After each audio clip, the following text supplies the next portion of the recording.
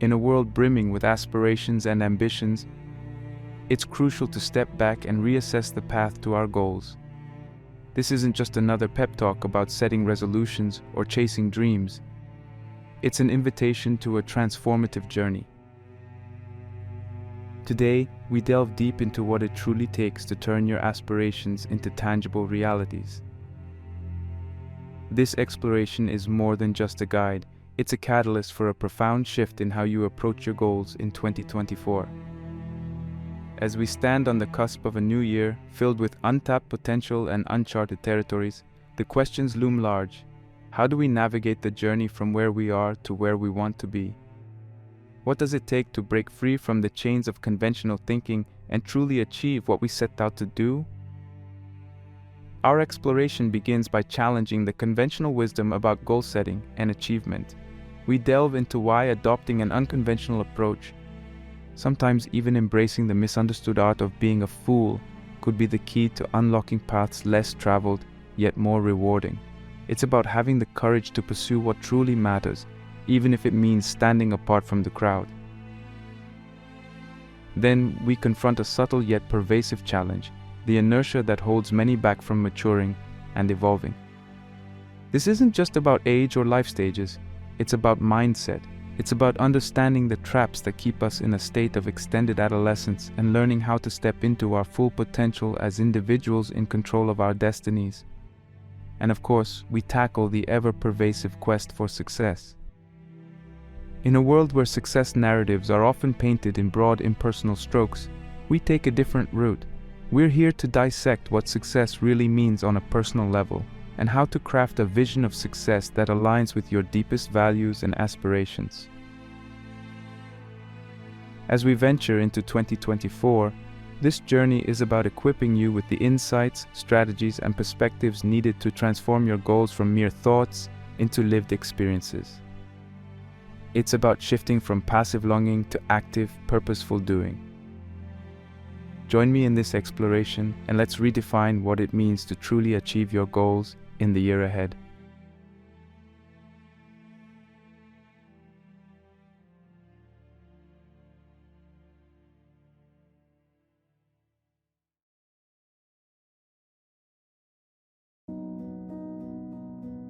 In a world of ever-evolving complexities, where following the norm is often seen as a safer route, there lies a hidden art.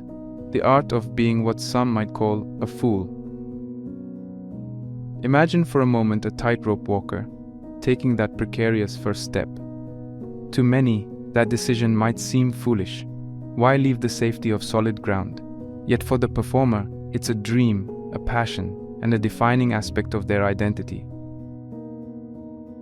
Similarly, each of us faces a metaphorical tightrope in our lives, the fine line between societal expectations and our deepest aspirations. The term fool often carries with it a myriad of connotations, most of them derogatory. Fools, as we're traditionally led to believe, lack judgment, wisdom, and foresight. They're the jesters, the clowns, the naive dreamers who dare to venture beyond the well-trodden path. But what if, buried within the essence of foolishness, there's a profound wisdom? A wisdom that recognizes that life's grandest adventures and deepest learnings often lie outside the contours of convention? Over the course of history, countless philosophers, thinkers, and creatives have not just hinted at but have celebrated this unique perspective. Their teachings and life stories provide us with invaluable insights, ones that challenge the status quo and encourage us to view the world through a different lens.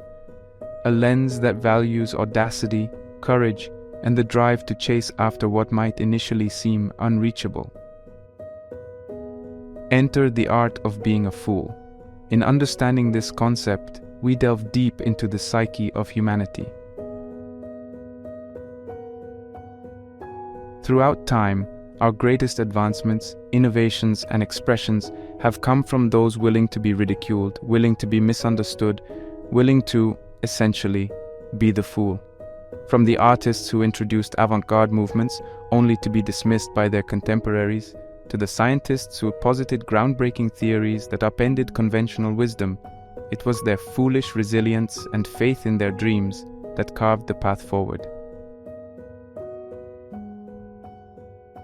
But why is it so essential to harness this seemingly counterintuitive idea? In its essence, the art of being a fool is about authenticity. It's about staying true to oneself despite external pressures to conform. It's about the audacity to believe in our dreams, no matter how far-fetched or distant they may appear. By doing so, we not only find purpose and meaning in our own lives, but also inspire others to do the same. The societal norms and expectations we face today aren't necessarily designed to suppress our dreams, but they do often encourage conformity. From a young age, we're steered towards paths deemed secure and acceptable. Rarely are we urged to question, to dream, and to chase those dreams with an unabashed fervor.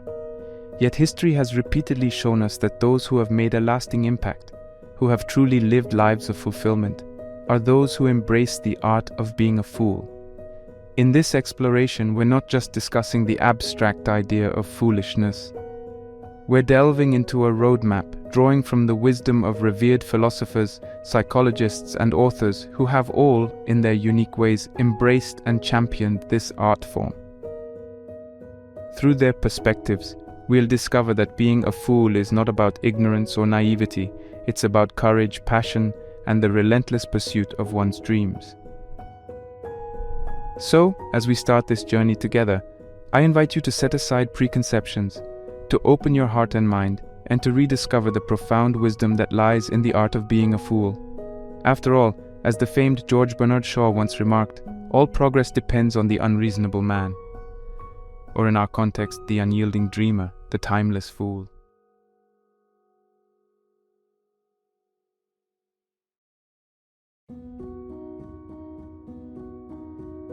In the vast tapestry of mythological tales, where gods, mortals, and creatures of all kinds play out the timeless dramas of existence, there lies a singular narrative thread, a thread that, irrespective of culture or epoch, seems to reverberate with a universal resonance.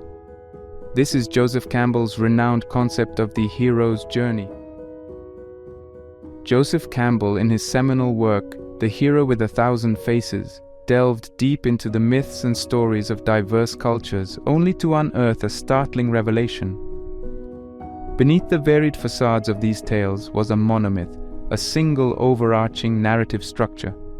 It was the story of the hero, an individual who departs from the familiar, confronts the unknown, faces challenges, and ultimately returns transformed. This cyclical journey is echoed in tales from the Indian Ramayana to the Greek Odyssey, from the biblical story of Moses to modern sagas like Star Wars. But where, one might ask, does the fool come into play in this grand narrative? At the very onset of the hero's journey, the protagonist often takes on the role of the fool.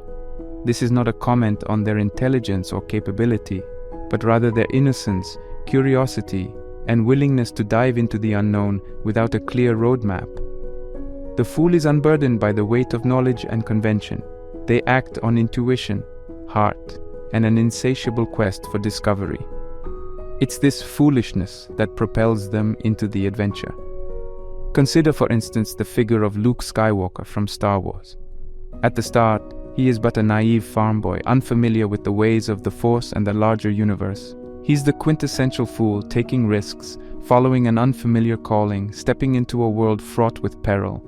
And yet it's precisely this naivety, this foolishness, that allows him to embark on a journey that transforms him into a Jedi, a hero. Similarly, in countless other tales, the hero starts as an unsuspecting individual, often underestimated, ridiculed, or dismissed by those around them. Think of Bilbo Baggins in Tolkien's The Hobbit, initially seen as nothing more than a simple hobbit with no taste for adventure. Yet it's this very innocence, this touch of the fool, that makes his journey so compelling and transformative. Campbell emphasized that the journey of the hero isn't just about external adventures, battling monsters, finding treasures, or rescuing the damsel in distress. It's equally, if not more, about the internal voyage, confronting one's fears, doubts, and insecurities. The hero's external challenges are often mirrors of their internal struggles. And it's here, in this internal landscape, that the fool's qualities become even more crucial. For it's the fool's inherent openness, resilience, and adaptability that allows the hero to grow, learn, and eventually triumph. However, this journey is not without its challenges and uncertainties. The road is fraught with trials, and the hero is constantly tested. They face temptations, confront their darkest fears, and grapple with their own identity. But it's the fool's indomitable spirit, the ability to rise after every fall, to laugh in the face of adversity, and to view the world with fresh, untainted eyes, that ensures the hero's eventual return and transformation. In essence, the fool is the starting point, the spark that ignites the flame of adventure. But as the journey unfolds, the line between the fool and the hero begins to blur. For every hero has a touch of the fool, and every fool carries within them the potential to be a hero. And in this delicate dance between innocence and wisdom, between vulnerability and strength, lies the profound message of Joseph Campbell's hero's journey, that each of us, no matter how foolish we might seem, carries within us the seeds of greatness, waiting for the right moment to sprout and transform us.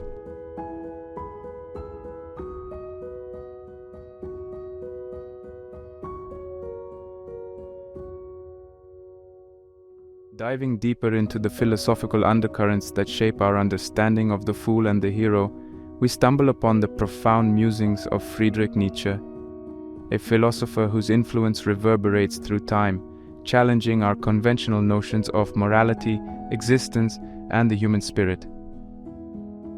One of Nietzsche's most profound and perhaps misunderstood concepts is that of the Übermensch, often translated as the Superman or Overman. But what is the Übermensch? At its core, Nietzsche's Superman isn't a physical or biological superior being, nor is it a call for some dystopian hierarchy. Instead, it's an ideal, a symbolic representation of a person who has managed to overcome themselves, their internal doubts, societal norms, and inherited values to create their own individual meaning and values. The Übermensch stands as a beacon of self-overcoming, a person who dares to dream beyond the confines set by society, culture, and even history. They don't just inherit values, they create them. They don't just live life, they define its purpose. By doing so, they inevitably risk being seen as outsiders, as heretics, or indeed, as fools. In his seminal work, Thus Spoke Zarathustra, Nietzsche writes, "I teach you the Overman. Man is something that shall be overcome. What have you done to overcome him?" Through these words, Nietzsche is challenging each one of us to embark on the greatest adventure of all, the adventure of self-overcoming. This journey is not about discarding our humanity, but about transcending its limitations, about forging our destiny rather than being shackled by fate. But this path to becoming the Overman is fraught with challenges. The very act of defying societal norms, of questioning inherited wisdom, and of seeking one's own path can lead to isolation, ridicule, and misunderstanding. Think of Galileo, daring to dream of a heliocentric universe in a geocentric world, or of Vincent van Gogh, painting visions that the world wasn't ready to see. In their times, they were seen as mavericks, rebels, and yes, fools. Yet, they were Übermenschen in their own right, for they had the audacity to challenge, dream, and create on their own terms. Nietzsche believed that the societal structures, values, and moral codes we often cling to can become chains that bind our spirit. The Overman breaks free from these chains. They recognize the void, the inherent meaninglessness of existence, and instead of despairing, they take it upon themselves to fill this void with their own purpose, values, and dreams. To be an Übermensch, then, is to embrace the role of the fool. It's to walk on the razor's edge, to dance on the precipice of societal acceptance and rejection, to risk everything for the sake of one's own vision. But it's also about recognizing the transformative power of will, of understanding that we are not mere playthings of fate, but active participants in the crafting of our destiny. As we reflect on Nietzsche's words and his vision of the Übermensch, we're reminded of the boundless potential within each of us. The potential to question, to challenge, and to redefine. The potential to be seen as a fool today and a visionary tomorrow. In this kaleidoscope of thought, where the fool, the hero, and the Übermensch intertwine, we come to see the intricate dance of existence. A dance where daring to dream, to question, and to seek one's own path is both the greatest risk and the most sublime reward.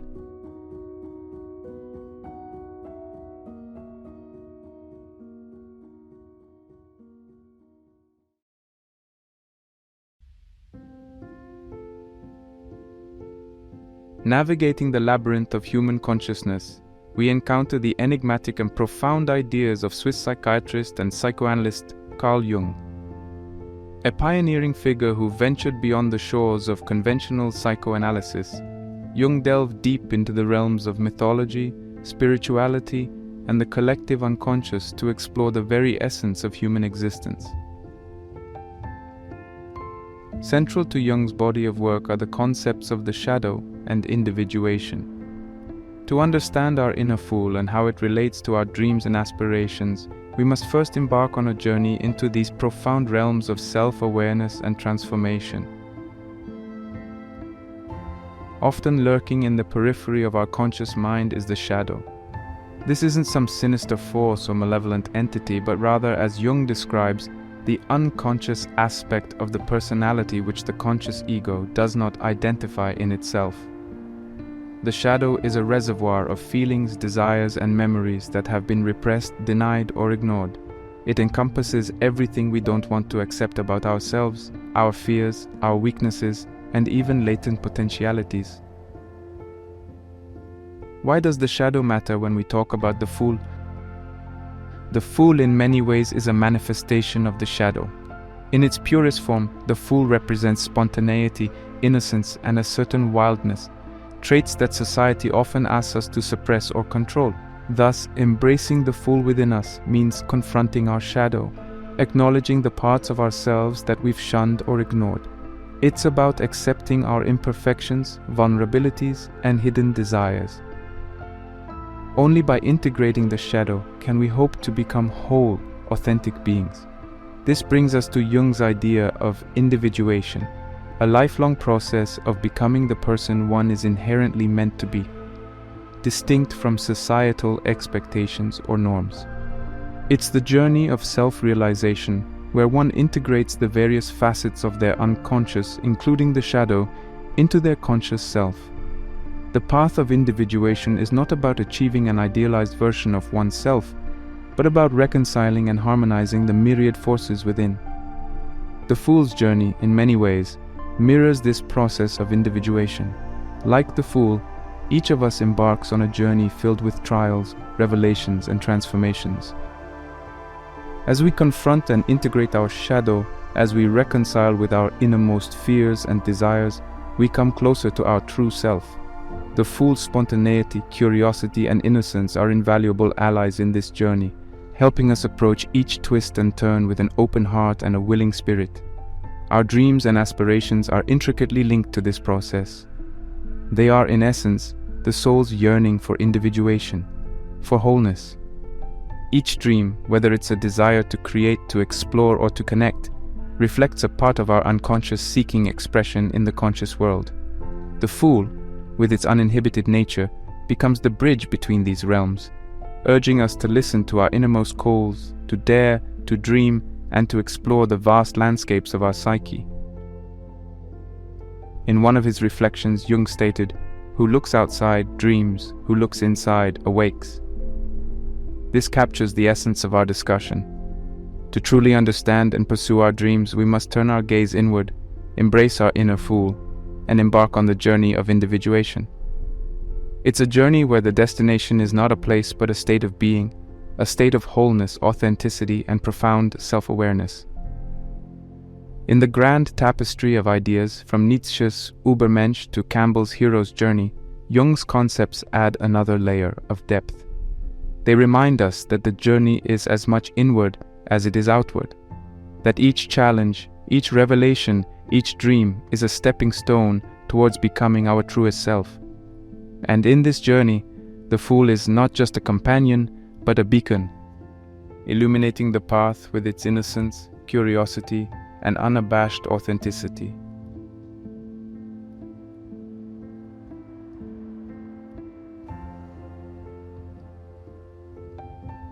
In the grand theatre of philosophical thought, few have painted as vivid a portrait of the human condition as the French-Algerian writer and philosopher Albert Camus.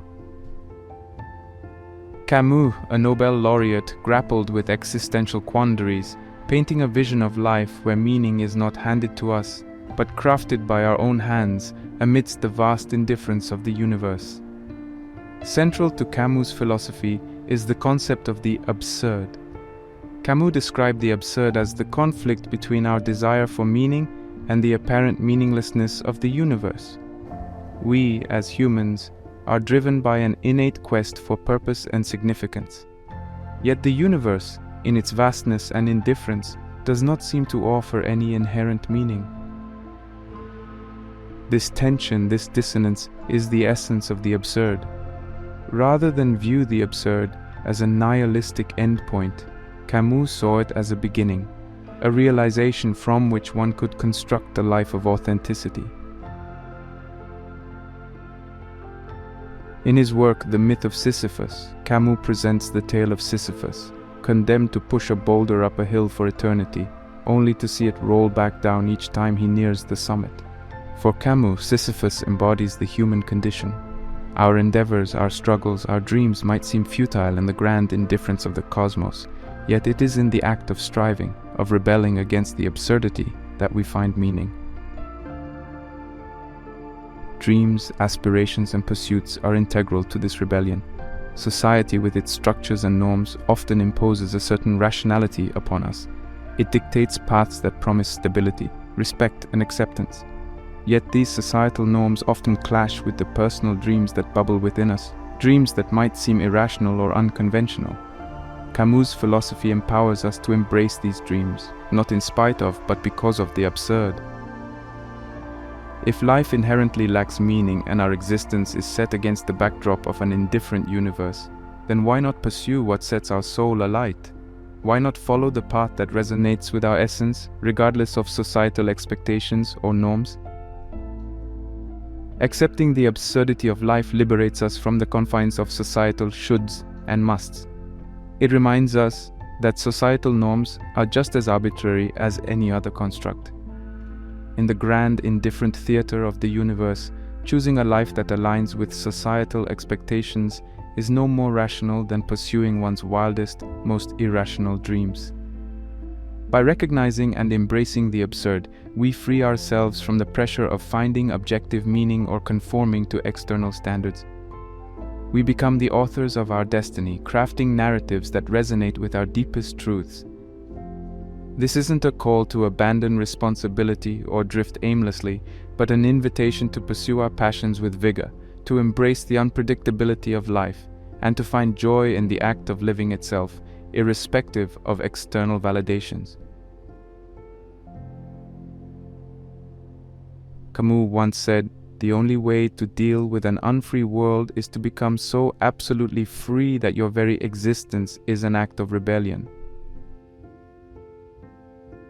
In a world bound by conventions where the weight of expectations can often stifle dreams, pursuing one's true calling, no matter how unconventional or foolish, becomes an act of rebellion, a rebellion against the absurdity of existence and societal impositions. As we reflect upon Camus' insights, we are reminded of the liberating power of acceptance. Accepting the absurdity of life doesn't lead to apathy, but to an empowered freedom. It reminds us that in the vast cosmic dance, we have but a fleeting moment, and in this moment, rather than be bound by the chains of convention, we can choose to dance to our own rhythm, to chase our dreams with abandon, and to craft a life that, while fleeting, is fiercely and authentically ours. In the ongoing saga of the fool's journey, the lessons from Camus offer a potent elixir. They remind us that sometimes, the most rational act is to embrace our irrational dreams, to find meaning in the act of living, and to celebrate the beautiful, fleeting, and absurd dance of existence. As we move forward, let Camus' vision serve as a beacon, urging us to dream, to dare, and to embrace the profound freedom that comes from accepting life's inherent absurdity.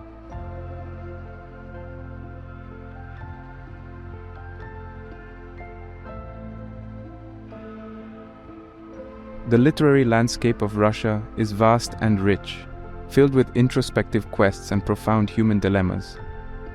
Amidst this grand tapestry stands a colossus, Fyodor Dostoevsky. His novels aren't just tales, they are profound investigations into the human soul, delving into questions of morality, existence, and the nature of evil and good. To navigate Dostoevsky's exploration of the fool, we turn to one of his most enigmatic and compelling characters, Prince Mishkin of The Idiot. Mishkin, with his open-hearted nature and disarming innocence, becomes an embodiment of the fool's virtues and offers us a window into Dostoevsky's vision of achieving dreams through authenticity and innocence. Upon his return to the bustling society of St. Petersburg after years in a Swiss sanatorium, Mishkin's lack of guile and simplicity quickly mark him as an idiot in the eyes of the Russian aristocracy. Yet his idiocy isn't rooted in ignorance, but rather in an unwavering innocence and a boundless empathy towards others. His inability, or perhaps refusal, to wear the societal masks and engage in its pretenses makes him both refreshing and, to some, pitiable. Mishkin's unbridled innocence, often perceived as naivety or foolishness, becomes his unique lens to view the world. While the society around him is riddled with deceit, jealousy, and pride, Mishkin remains largely untouched by these vices. His genuine concern for others, even those who ridicule or harm him, showcases the strength and resilience that comes from a pure heart. His interactions, especially with the tormented Nastasia Filipovna and the passionate Rogozhin, highlight the transformative power of genuine compassion. In a world where many are driven by selfish desires and masked intentions, Mishkin's genuine innocence stands in stark contrast. His straightforwardness, often deemed as foolishness, allows him to cut through societal facades. He doesn't engage in the usual games of one-upmanship or deceit. And while this often places him in precarious situations, it also allows him to remain true to himself, a beacon of authenticity in a sea of pretense. This authenticity is a potent force. For Dostoevsky, it's clear that innocence and foolishness, when rooted in a genuine understanding of oneself, can be more powerful than calculated cunning or societal savvy. Mishkin's dreams and aspirations are not driven by societal expectations, but by an inner moral compass, an innate understanding of good that remains uncorrupted by the world around him.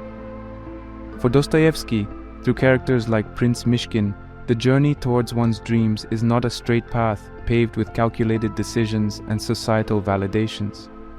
Instead, it's a winding road where the heart, in its innocence and foolishness, serves as the compass. Dreams, in the Dostoevskian universe, are deeply personal. They are not to be tailored according to societal norms, but are to be pursued with a relentless authenticity. Mishkin, in all his idiotic glory, represents this untamed pursuit. His interactions, his decisions, and even his missteps are all guided by a genuine sense of self, untainted by external influences.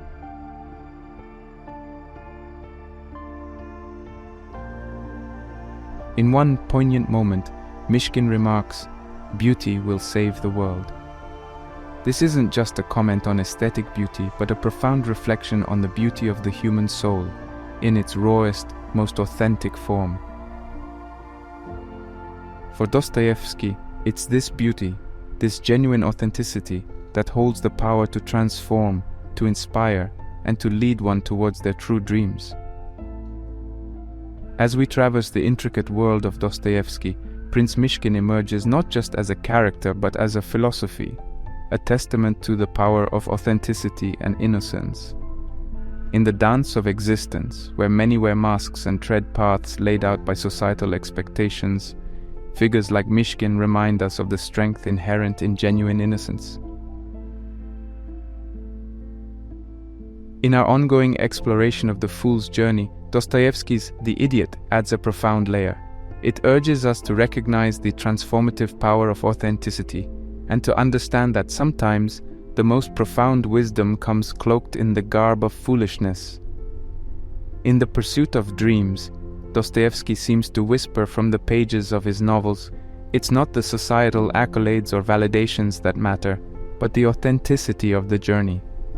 And in this authentic journey, with all its trials and tribulations, lies the true realization of dreams, painted not in the colors of the world, but in the hues of one's heart.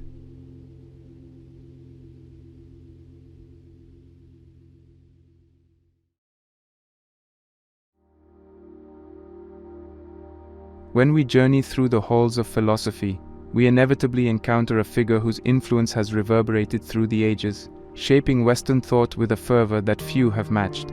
Socrates, with his unyielding quest for truth and his distinctive method of questioning, remains one of history's most celebrated thinkers.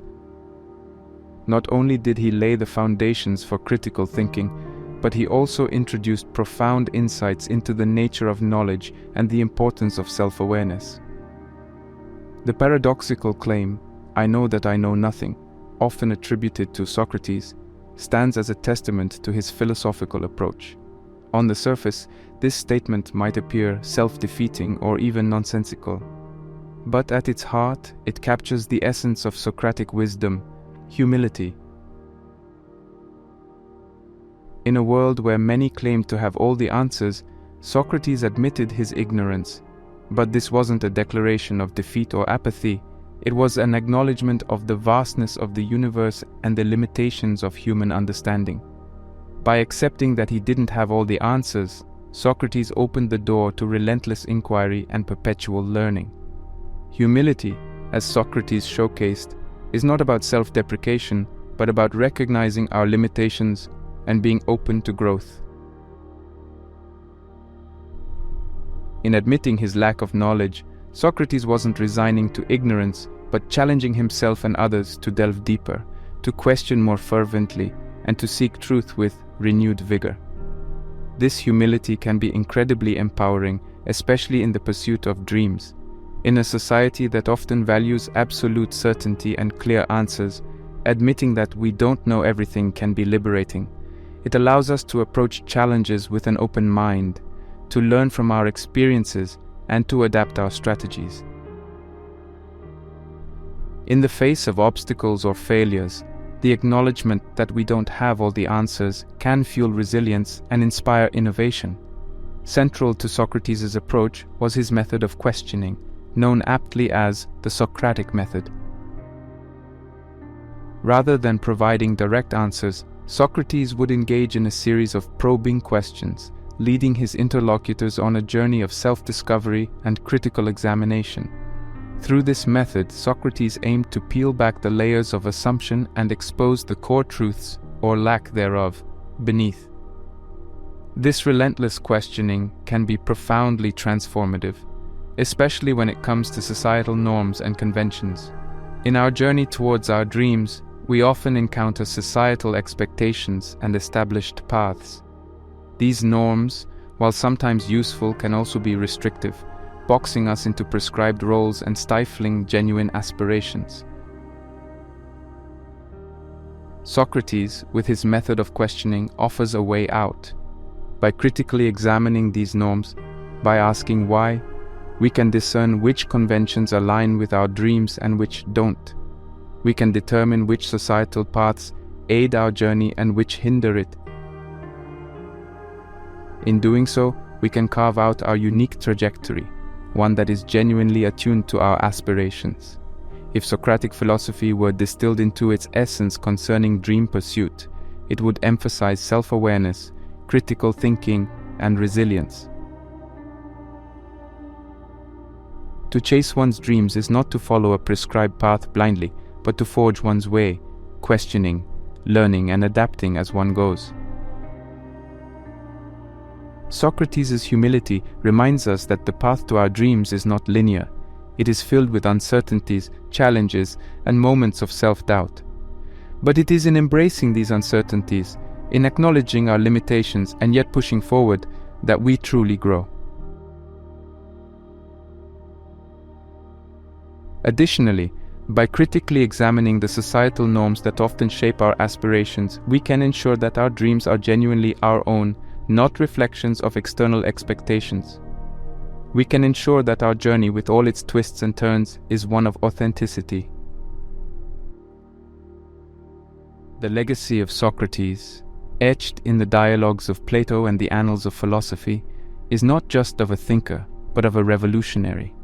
He did not just challenge ideas, he challenged ways of being, ways of thinking, and ways of dreaming.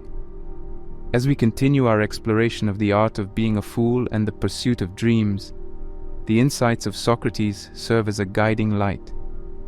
They remind us of the strength inherent in humility, the power of questioning, and the importance of self-awareness.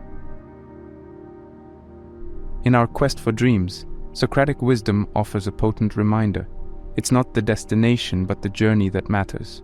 And in this journey, it's not the answers, but the questions, the reflections, and the relentless pursuit of understanding that truly pave the way. Let us move forward then with the spirit of Socrates, questioning, reflecting, and ever seeking as we chase our dreams with authenticity and fervor. For in the dance of aspirations, it's the rhythm of self-awareness and the steps of critical inquiry that truly make the dance worthwhile.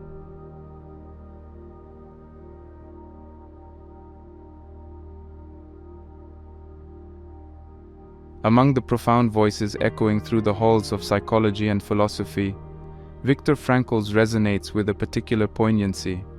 A Holocaust survivor, neurologist, and psychiatrist, Frankl didn't just theorize about human suffering and the search for meaning, he lived it. His experiences in Nazi concentration camps led him to develop logotherapy, a therapeutic approach centered on the pursuit of meaning in life. It's a perspective that can greatly illuminate our discussion on being a fool and the courageous endeavor of chasing dreams against the grain. At the core of Frankl's logotherapy lies an assertion both simple and profoundly deep. The primary motivational force for humans is the search for meaning. Unlike other psychotherapeutic approaches, which may focus on pleasure or power as driving forces, logotherapy posits that our deepest desires are directed towards understanding our purpose and discerning significance in our existence. For him, life holds potential meaning under any circumstance, even the most miserable ones. This belief was not formed in the comfort of a therapist's chair, but amidst the harrowing environment of concentration camps. It was here, amidst unthinkable adversity, that Frankl observed a striking phenomenon. Those who could find some meaning or purpose in their suffering were more resilient, enduring the horrors with a strength that seemed almost superhuman.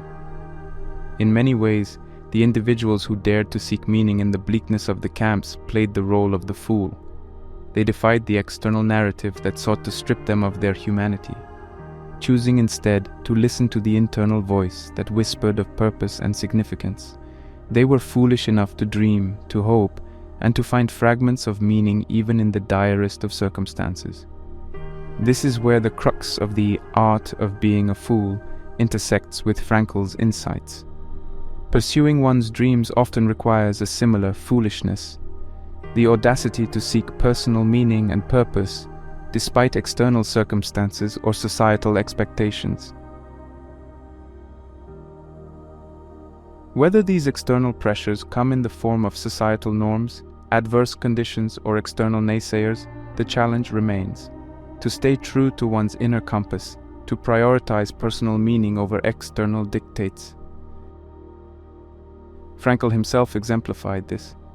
Despite the dehumanizing conditions of the camps, he held on to the dream of reuniting with his family and sharing his insights with the world. He mentally drafted what would later become his seminal work, Man's Search for Meaning, using scraps of paper and stolen moments of reflection. In the contemporary world, the challenges we face might be different from the horrors Frankl endured, but the central dilemma remains. We are often pulled between societal expectations, the well-trodden paths, the prescribed definitions of success, and our search for personal meaning. Here, playing the fool becomes an act of courage. It involves prioritizing personal meaning over societal accolades, seeking significance in paths less trodden, and often embracing dreams that might seem irrational or impractical to the external world.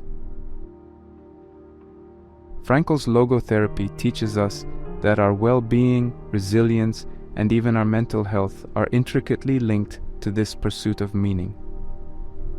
When we align our dreams with our personal sense of purpose, we don't just achieve external milestones, we fulfill an inner calling.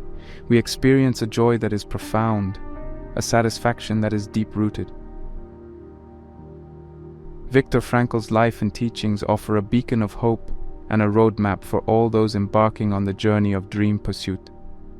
His insights remind us that true fulfillment doesn't lie in societal validations or external achievements, but in the alignment of our actions with our personal sense of meaning. The fool, in the context of Frankl's philosophy, is the individual who dares to defy external chaos, who seeks meaning even when it's hidden in adversity, and who, amidst the noise of societal voices, listens intently to the inner whisper of purpose. In our continued exploration of the art of being a fool, Viktor Frankl stands as a testament to the strength of the human spirit and the transformative power of personal meaning. His legacy urges us to be foolish enough to prioritize our inner calling, to seek meaning amidst chaos, and to chase dreams with a tenacity rooted in purpose.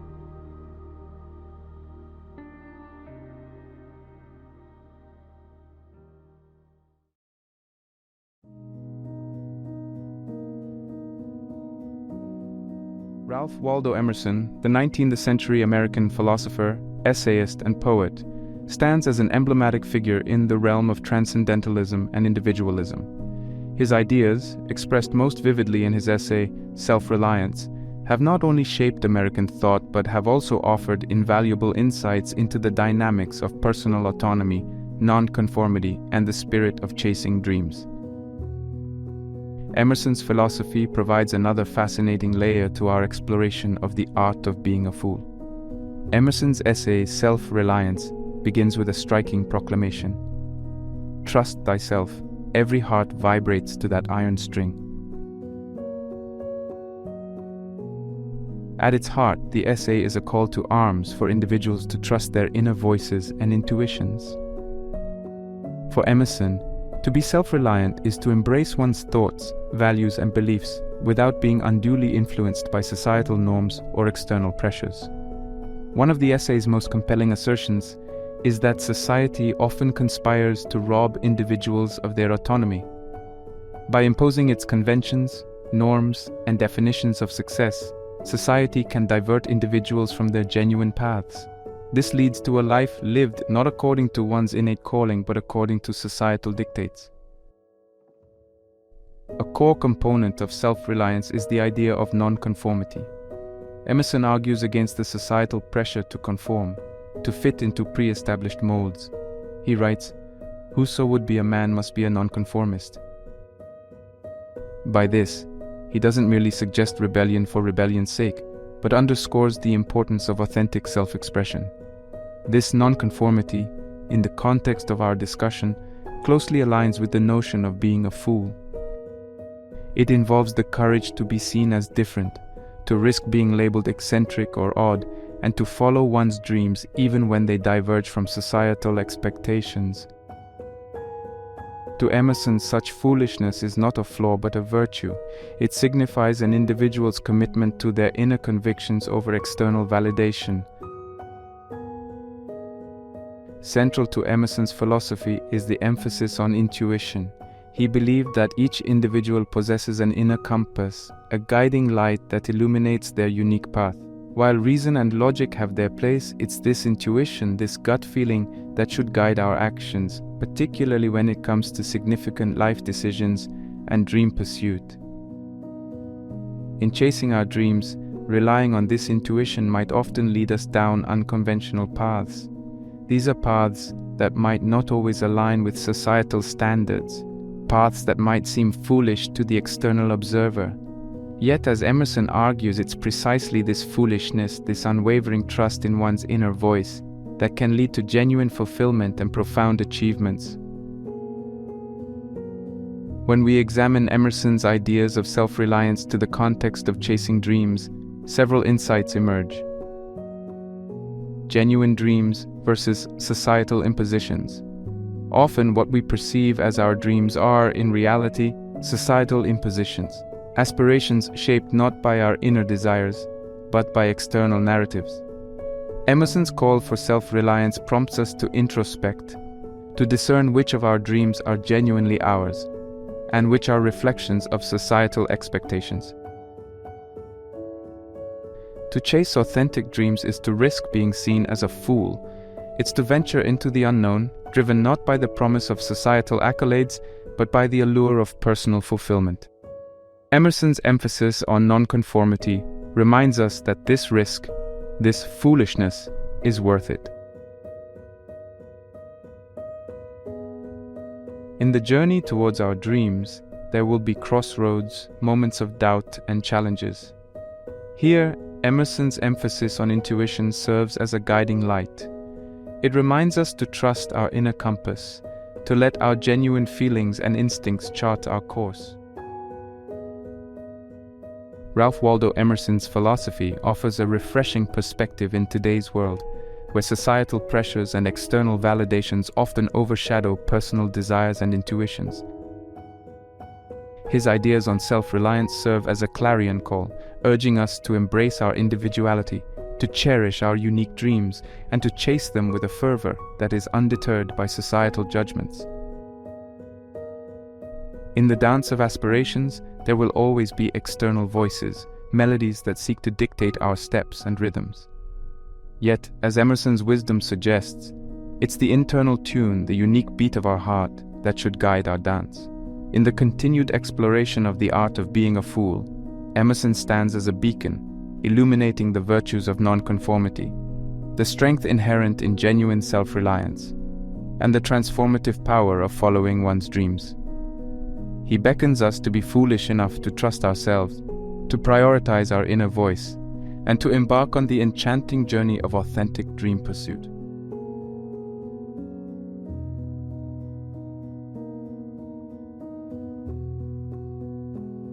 Paulo Coelho's The Alchemist has captivated readers worldwide with its enchanting narrative and profound philosophical insights. While the book is filled with numerous themes, ranging from love to fate, one of its core messages centers around the pursuit of one's personal legend.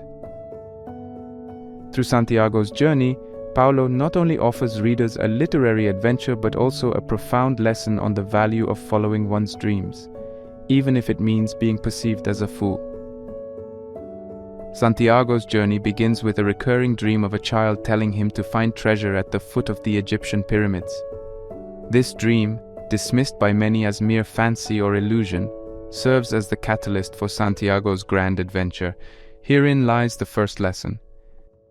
Dreams, however unfeasible they may seem, often carry profound truths and directions for our lives. While many would have dismissed such a dream as trivial, Santiago, playing the fool, chooses to pursue it, signaling the start of his odyssey.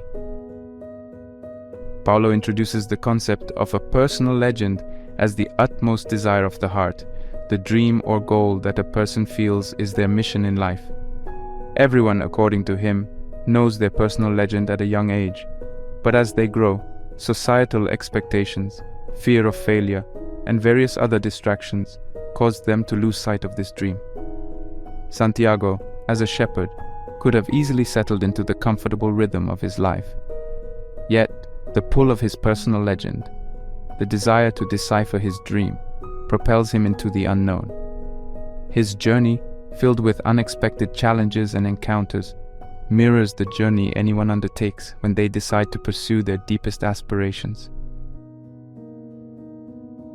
To the external world, Santiago's journey might seem foolhardy, giving up the certainty of his life, selling his sheep, and venturing into foreign lands on the whim of a dream.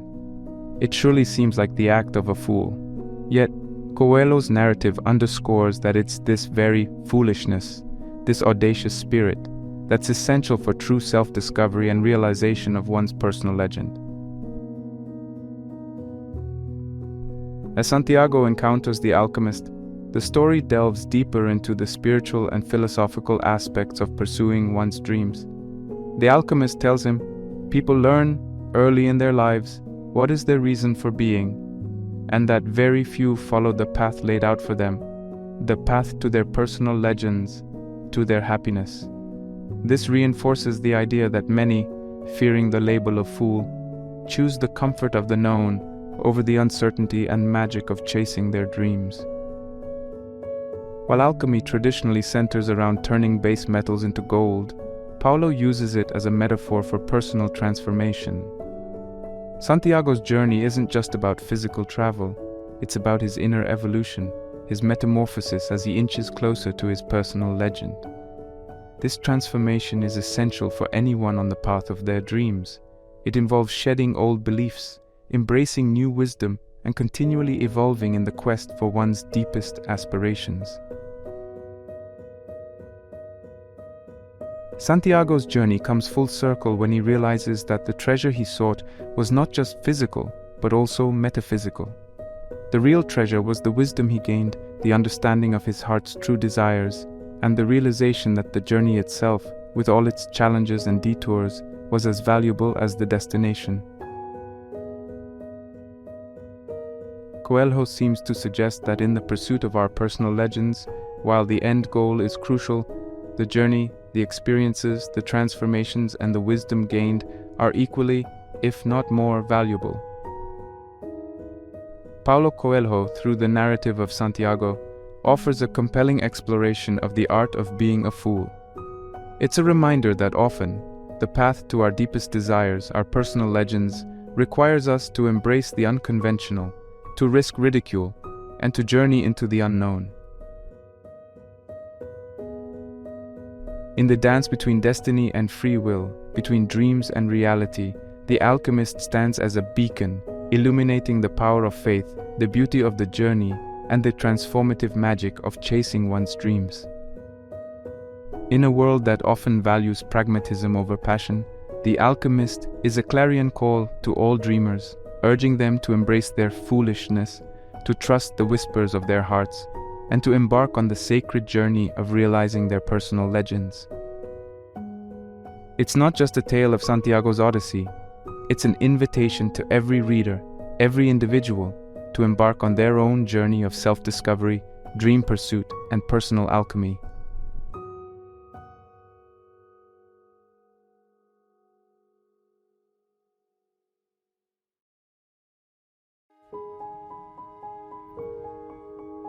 In this exploration of the intricate dance between dreams and daring, between folly and fulfillment, we've traversed the thoughts of some of history's most profound thinkers and storytellers. Each of these luminaries, in their unique ways, beckons us towards a singular truth, the inestimable power of embracing our inner fool. From Santiago's relentless pursuit of his personal legend in Coelho's The Alchemist, to Nietzsche's bold conception of the Übermensch who dares to craft his own values. From Jung's insightful revelations about the shadow and individuation, to Emerson's impassioned advocacy for self-reliance, each narrative and philosophical stance paints the portrait of a world where dreams aren't just fleeting fantasies, but profound prophecies guiding us towards our authentic selves. Dreaming, as we've gleaned, isn't merely an act of whimsy, it's an act of rebellion. It's a challenge to societal structures, a defiance against the mundane, and most importantly, a courageous commitment to oneself. Daring to dream is akin to launching a silent yet powerful revolution against conformity. The fool in each of us isn't a marker of naivete or ignorance, rather it's a symbol of audacity, of the capacity to venture beyond the familiar horizons and dive into the vast oceans of the unknown. The world often demands of us a straight path, a predictable trajectory filled with safe choices and sound decisions. However, as Socrates' profound assertion reminds us, true wisdom might reside in acknowledging the vastness of what we don't know, in questioning the norms, and in realizing the profound freedom that this humility brings. It grants us the license to be foolish, to question the unquestionable, and to etch our paths on the sands of time.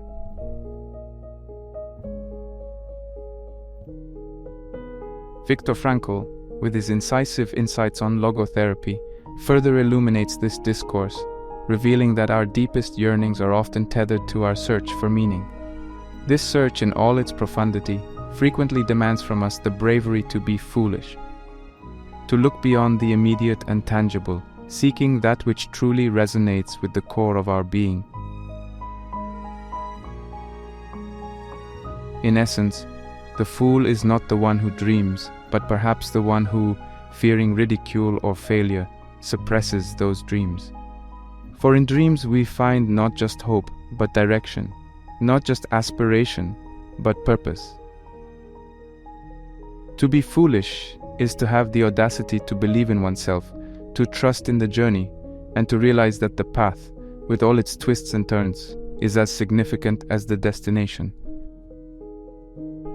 So, as we conclude this odyssey through thought, philosophy, and narrative, let's carry with us the vibrant tapestry of insights we've gathered. Let's honor the fool within, recognizing its power, its wisdom, and its unparalleled courage. For in the art of being a fool lies the art of truly living, of dreaming, daring, and defying the boundaries that confine us. Embrace that inner fool, for in its embrace lies the promise of a life lived in technicolor, rich with dreams, drenched in passion, and driven by purpose.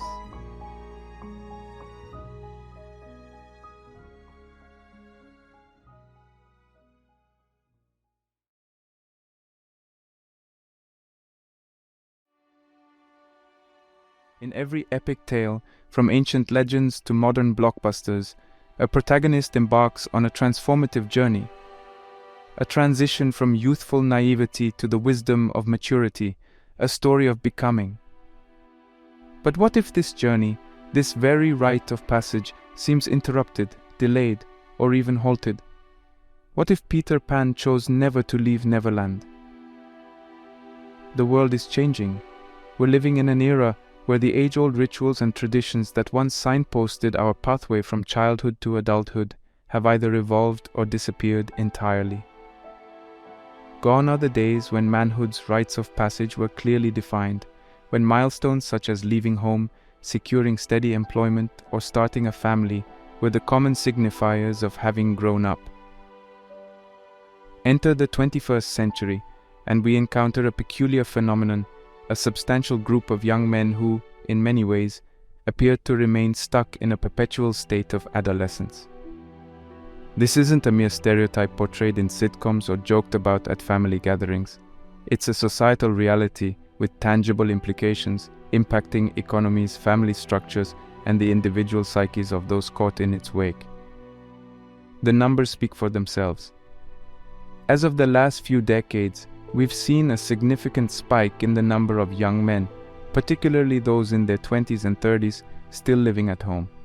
In the United States alone, the Pew Research Center reported in 2020 that a staggering 52% of young adults resided with one or both of their parents, a percentage not witnessed since the Great Depression era. But it isn't just about living arrangements. Employment rates, too, paint a worrying picture. The labor force participation rate among young men has been on a consistent decline. While several factors contribute to this, from automation to global economic shifts, the personal narratives often revolve around feelings of disenfranchisement or a perceived lack of opportunity. Many express feeling outmatched, outpaced, and often out of place. More than just economical, the emotional and psychological landscapes of these men reveal signs of developmental delays. A survey from the American Psychological Association indicated a rise in reported feelings of loneliness, aimlessness, and a sense of being stuck among this demographic. Traditional markers of adulthood seem to elude them, not just in achieving them, but often in even desiring them. Now, these statistics and observations aren't meant to berate or criticize. They're a call to understand, to empathize, and more critically to seek solutions. If we're to aid these young men in their passage to maturity, we first need to fathom the depths of this modern enigma. So why is this happening? Why, in an age of unprecedented information and opportunity, do so many young men feel lost in the labyrinth of adulthood? It's tempting to lay blame on contemporary culture or the whims of the new generation, but that's an oversimplified answer to a multifaceted puzzle. To truly dissect this quandary, we need to dig deeper. We need to tap into the wellspring of knowledge left behind by some of history's most astute observers of the human condition, our philosophers, psychologists, and mythologists. What lessons, warnings, or guidance did they leave behind that might illuminate our path? How did ancient societies navigate the murky waters of manhood? What does our current societal structure contribute to this conundrum?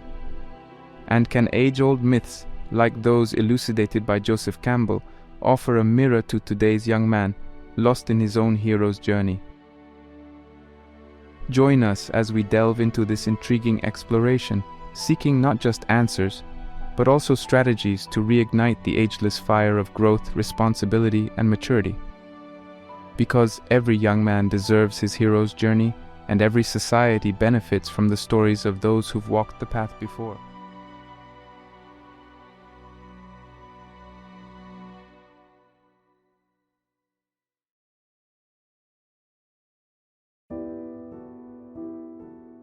Joseph Campbell, a name synonymous with mythology and the human experience, crafted a framework that transcends time, geography, and culture.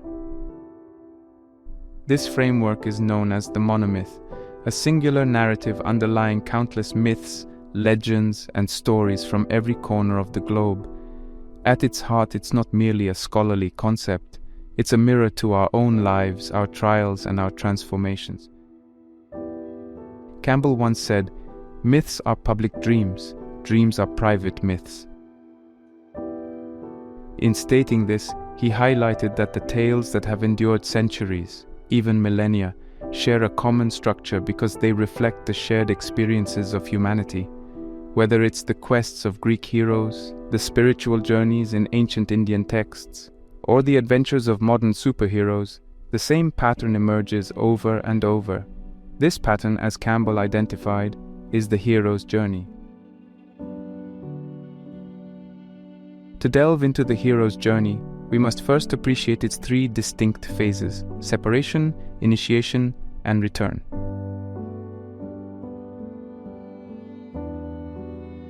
Separation marks the beginning, where the hero departs from the familiar world.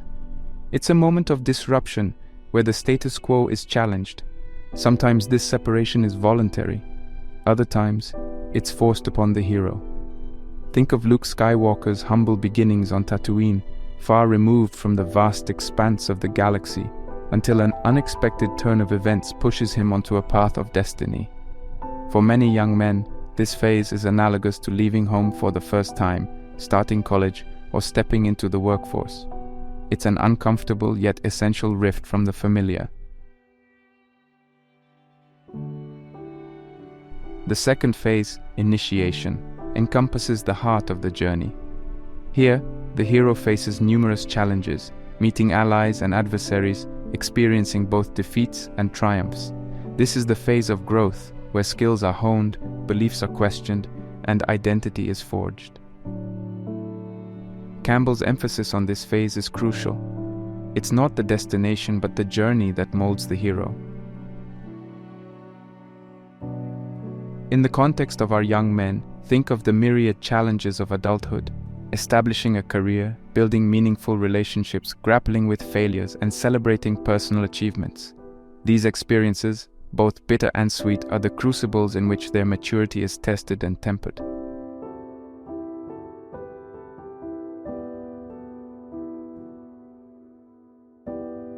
Finally, the return.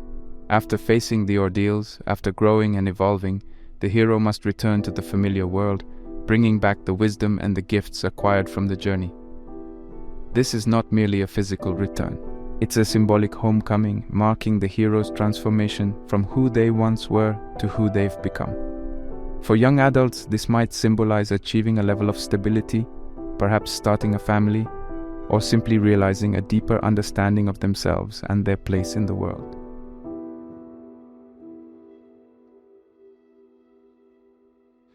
The rituals of initiation of young men in some of the very simple societies are extremely interesting.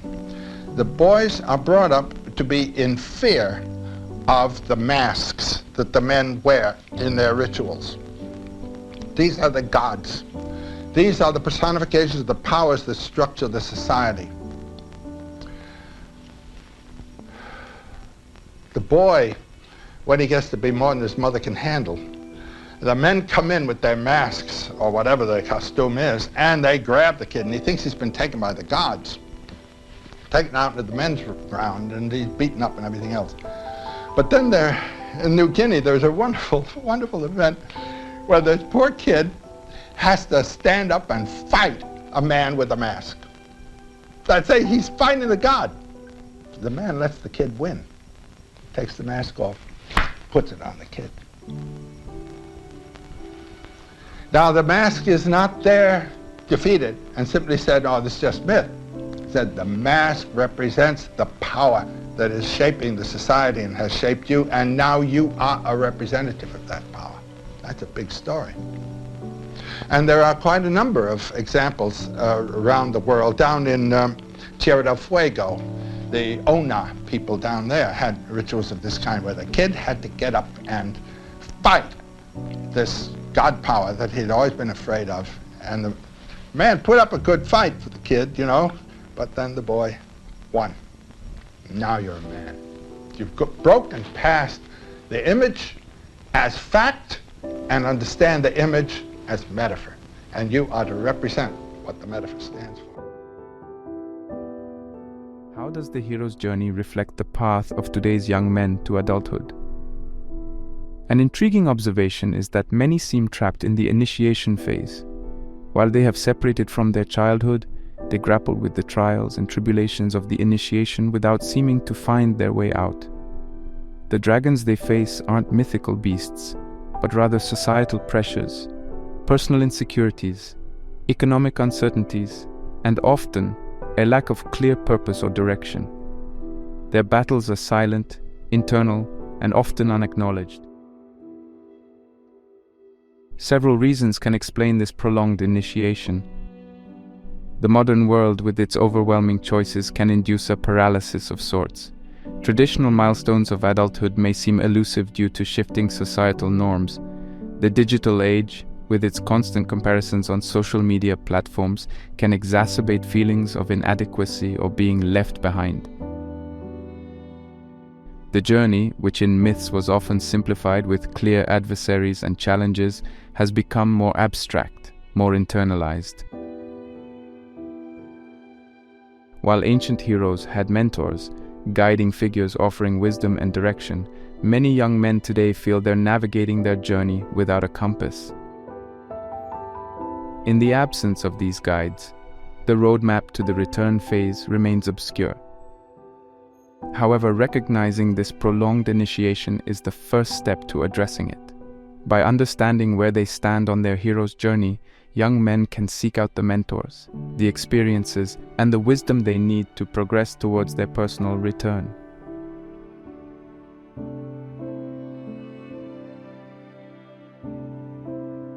The beauty of Campbell's framework is not just in its analysis, but its inherent hope. Every hero, no matter the odds, has the potential for triumph. In understanding this journey and recognizing its universal applicability, society too can play its part. By fostering environments of understanding, by providing resources and guidance, and by acknowledging the unique challenges of modern adulthood, we can help guide our young men to complete their hero's journey. After all, every hero deserves a triumphant return.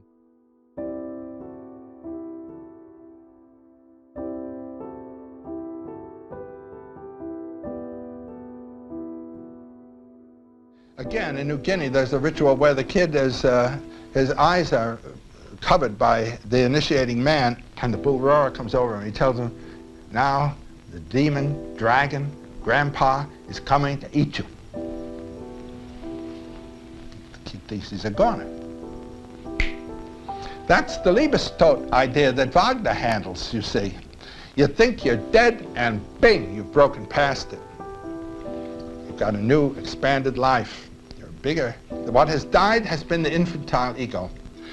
We, until we're pretty well along, 12, 13, 14, are utterly dependent on our parents and on our society.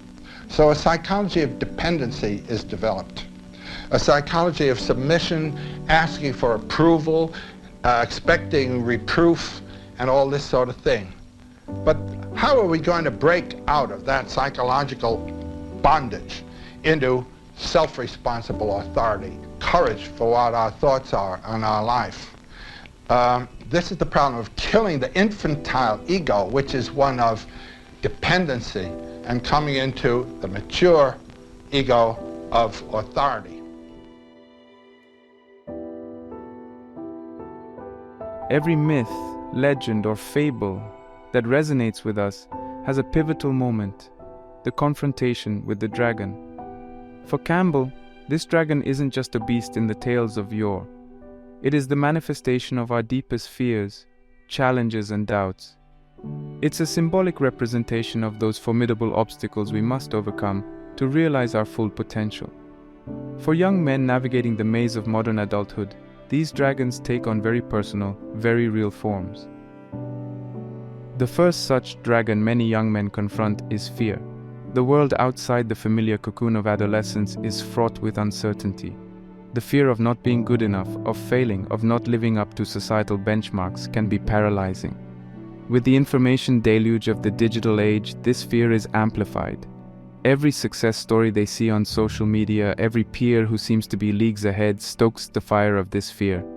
It's the gnawing doubt whispering, what if I'm not cut out for this, or what if I never find my way? Then there's the gargantuan dragon of societal pressures, the tapestry of society woven with threads of expectations, norms, and judgments can be stifling. When will you settle down? Isn't it time you had a stable job? When will we see you with someone? These questions, while seemingly innocuous, bear weight. The societal blueprint of what a successful adulthood looks like can be both a guide and a shackle. It's a constant reminder of the milestones they haven't achieved, the checkboxes still unticked. Lastly, the perhaps most daunting dragon is that of personal insecurities. These are the scars and wounds from past experiences, the internalized criticisms, and the self-deprecating beliefs that become barriers to growth. It's the voice that says, you're not smart enough, not strong enough, not worthy enough. This dragon, silent yet powerful, casts a shadow over their journey, often redirecting their path or halting it altogether. But as Campbell elucidated, the dragon isn't just an adversary, it's an opportunity. Confronting the dragon isn't just about vanquishing an external challenge, it's a profound moment of internal growth. By facing their fears, by challenging societal norms, and by healing personal insecurities, young men don't just progress on their journey, they transform. This confrontation is more than a battle, it's a rite of passage. It's the chrysalis from which they emerge, not as boys, but as men who've embraced their true selves. But what does this true self look like?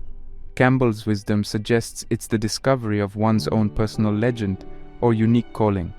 To borrow from another great thinker who wrote The Alchemist, the personal legend is what you have always wanted to accomplish. It's that innermost dream, untainted by external expectations or societal molds.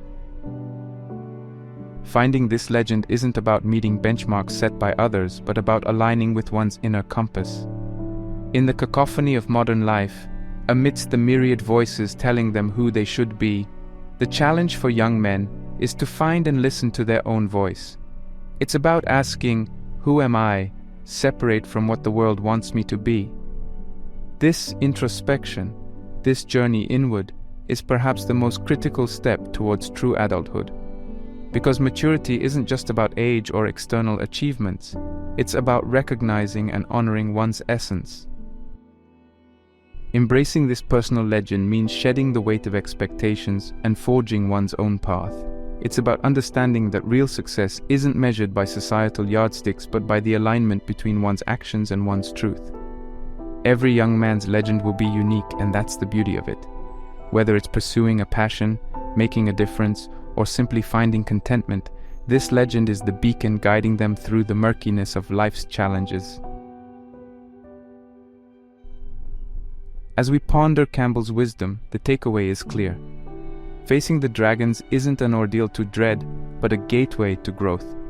And the true mark of adulthood isn't just age or milestones, but the courage to chase one's personal legend, even if it veers off the trodden path. For in the end, it's these unique journeys, these individual legends, that enrich the tapestry of humanity, offering hope and inspiration for the heroes yet to embark on their quests.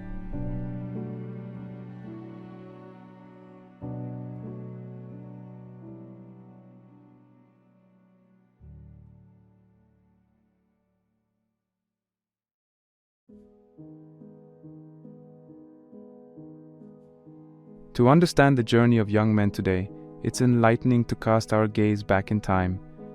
Ancient societies, with their structured norms and distinct values, offer a contrasting backdrop to modernity's fluid landscape.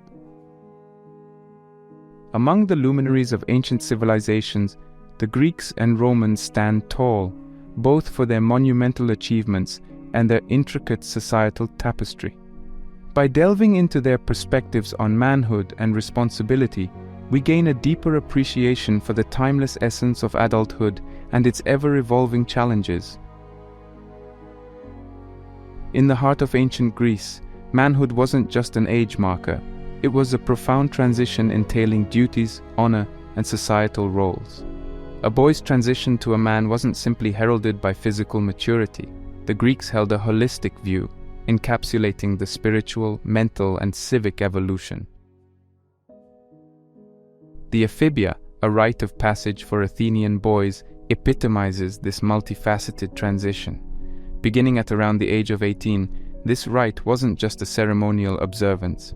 It was an intricate process of training, spanning physical regimen, civic duties, and spiritual introspection. Throughout their ephibia, young men learned the arts of war, the nuances of governance, and the profound philosophies that Greece is celebrated for. It was a transformative journey, molding not just warriors, but thinkers, leaders, and citizens. Completing this rite wasn't just about individual growth, it was a covenant to society, a pledge of service and responsibility. In their world, a man's worth wasn't gauged by personal achievements alone, but by his contribution to the city-state. Their legends, from the valorous Achilles to the wise Odysseus, further underscored this duality of personal prowess and societal commitment. The Romans, inheriting and expanding upon Greek traditions, had their distinct flavor of manhood. In the heart of Rome, the transition from boy to man was symbolized through the toga virilis. When a boy donned this toga of manhood, usually around the age of 16, it wasn't just a sartorial choice, it was a profound metamorphosis. This change of attire marked his entrance into public life, his readiness to partake in the intricate dance of Roman politics, commerce, and society. Beyond attire, Roman manhood was defined by virtues. Derived from vir, meaning man, was the embodiment of courage, valor, and excellence. But alongside virtues, other virtues like gravitas, a sense of duty, pietas, duty to the gods and family, and dignitas, a sense of personal worth, were pillars upon which Roman manhood stood. These virtues were instilled, tested, and honed through military service, public offices, and societal engagements. A Roman man's journey was one of perpetual growth, where every role, be it as a soldier, a senator, or a father, was a stepping stone to deeper wisdom and greater responsibility. The rites of passage and challenges these ancient young men faced were, in essence, societal crucibles. These rituals ensured that the young men not only matured as individuals, but emerged as pillars of their communities. Whether it was defending their homeland, participating in civic duties, or simply upholding familial honor, their adulthood was a tapestry of personal and societal threads interwoven tightly. In contrast to our modern era, where the benchmarks of adulthood are increasingly individualistic and varied, the ancients had clear, structured milestones. but at their core, the challenges remain eerily similar. The quest for identity, the balance between personal desires and societal expectations, and the yearning for purpose are constants across time. In drawing parallels and contrasts with these ancient civilizations, we glean insights for our contemporary maze of manhood. Perhaps the lesson is that while the markers of adulthood evolve, its essence remains immutable. It's a balance between self and society, between personal legend and communal duty. The rites may change, the challenges may wear different masks, but the journey, in its depth and complexity, remains a timeless human endeavor.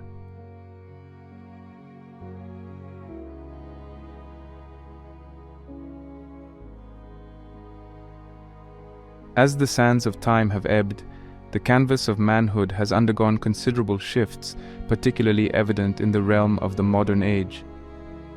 Today's young men navigate a terrain starkly different from the structured labyrinths of ancient Greece and Rome. The societal crucibles, once defined by clear rites and communal virtues, are now overshadowed by multifaceted challenges birthed from rapid societal, economic, and educational transformations. Foremost among these transformations is the paradigm shift in education. No longer is education a brief transitional phase. It's an elongated journey, often stretching well into the mid-20s or even 30s for some. In ancient societies, by the time a man was in his early 20s, he had already shouldered significant responsibilities. Today, however, that same age might find a young man engrossed in tertiary education, grappling with the intricacies of specialized disciplines, or navigating the demanding corridors of graduate schools. The consequence? A delayed plunge into the working world. This prolongation of academic life creates a ripple effect, postponing not just financial independence, but often other markers of adulthood like marriage, home ownership, or even clarity of purpose. The economic landscape further compounds these delays. Unlike the agrarian or localized economies of yore, today's globalized economy is both an avenue of boundless opportunities and a minefield of unpredictable challenges. Housing, once a straightforward milestone, is now a complex pursuit, with skyrocketing real estate prices in urban hubs. The dream of owning a piece of land, a staple of the proverbial American dream, feels increasingly elusive for many. The job market, too, bears little resemblance to its predecessors. The linear careers of the past have fragmented into a mosaic of gig economies, temporary contracts, and a constant race to upskill in the face of automation and AI. Economic crises, be it the financial meltdown of 2008 or the pervasive ramifications of the COVID-19 pandemic, cast long shadows on job security and financial stability. For a young man today, charting a course in this tumultuous economic sea requires more than diligence.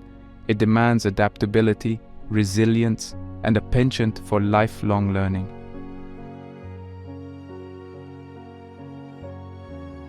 Parallel to these economic and educational tectonic shifts, the fabric of relationships, family, and marriage has undergone profound transformation. The once sacrosanct institution of marriage, often an early milestone in a man's life, has seen its timeline pushed. With shifting societal priorities, many young men and women prioritize personal growth, career ambitions, and individual pursuits before settling into marital commitments. The notion of family, too, is ever evolving. Nuclear families, single-parent households, or even chosen families of close friends redefine what home means in the 21st century. Moreover, the dynamics of relationships have adapted to the digital age. In a world where love can spark across continents through screens and where relationships might begin or end with the swipe of a finger, the rules of engagement are continually being rewritten. These changes, while offering unprecedented freedom and choices, also bring forth new challenges. The paradox of choice, the quest for authentic connections in a digital age, and the balancing act between personal independence and shared responsibilities in partnerships. In this modern tableau, young men find themselves juggling an array of roles, expectations, and challenges. Where the ancients had clear demarcated rites of passage, today's journey to adulthood is more fluid, less defined, and often punctuated with a series of mini-rites spanning decades. Yet, beneath these complexities, the underlying quest remains unchanged: the search for identity, purpose, and a rightful place in the societal mosaic.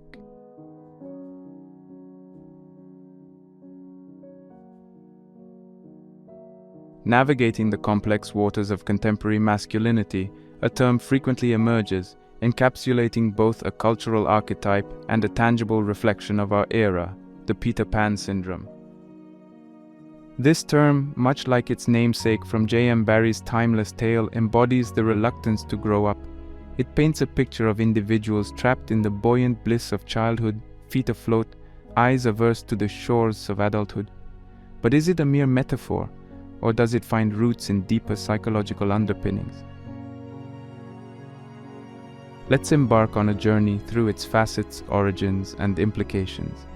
The Peter Pan syndrome, at its core, can be characterized by a profound resistance to the responsibilities of adult life.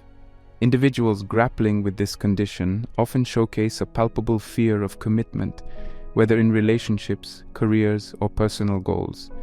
Their lives, rather than charting a definitive trajectory, seem to meander through a labyrinth of short-lived passions, fleeting relationships, and evasive responsibilities.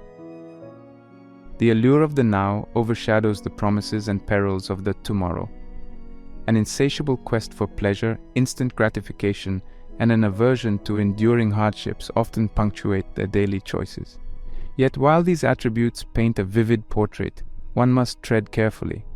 Is the Peter Pan syndrome a genuine clinical condition, or is it more of a societal construct? In the clinical realm, while it isn't recognized as a standalone disorder in major diagnostic manuals, certain traits associated with it mirror those found in conditions like avoidant personality disorder or certain types of narcissistic personality disorder. These overlapping characteristics include difficulty committing, avoiding responsibility, or seeking constant validation. Yet it's crucial to distinguish between genuine clinical conditions and behavior patterns influenced by societal and cultural factors. Labeling the latter as pathological can risk oversimplifying and stigmatizing complex behavioral phenomena. Delving into the causal pathways, multiple threads emerge, weaving a tapestry both intricate and intriguing. One significant strand is the rise of overprotective parenting. The helicopter parent, always hovering, shielding their progeny from life's bumps and scrapes, can inadvertently foster a sense of invulnerability in their children.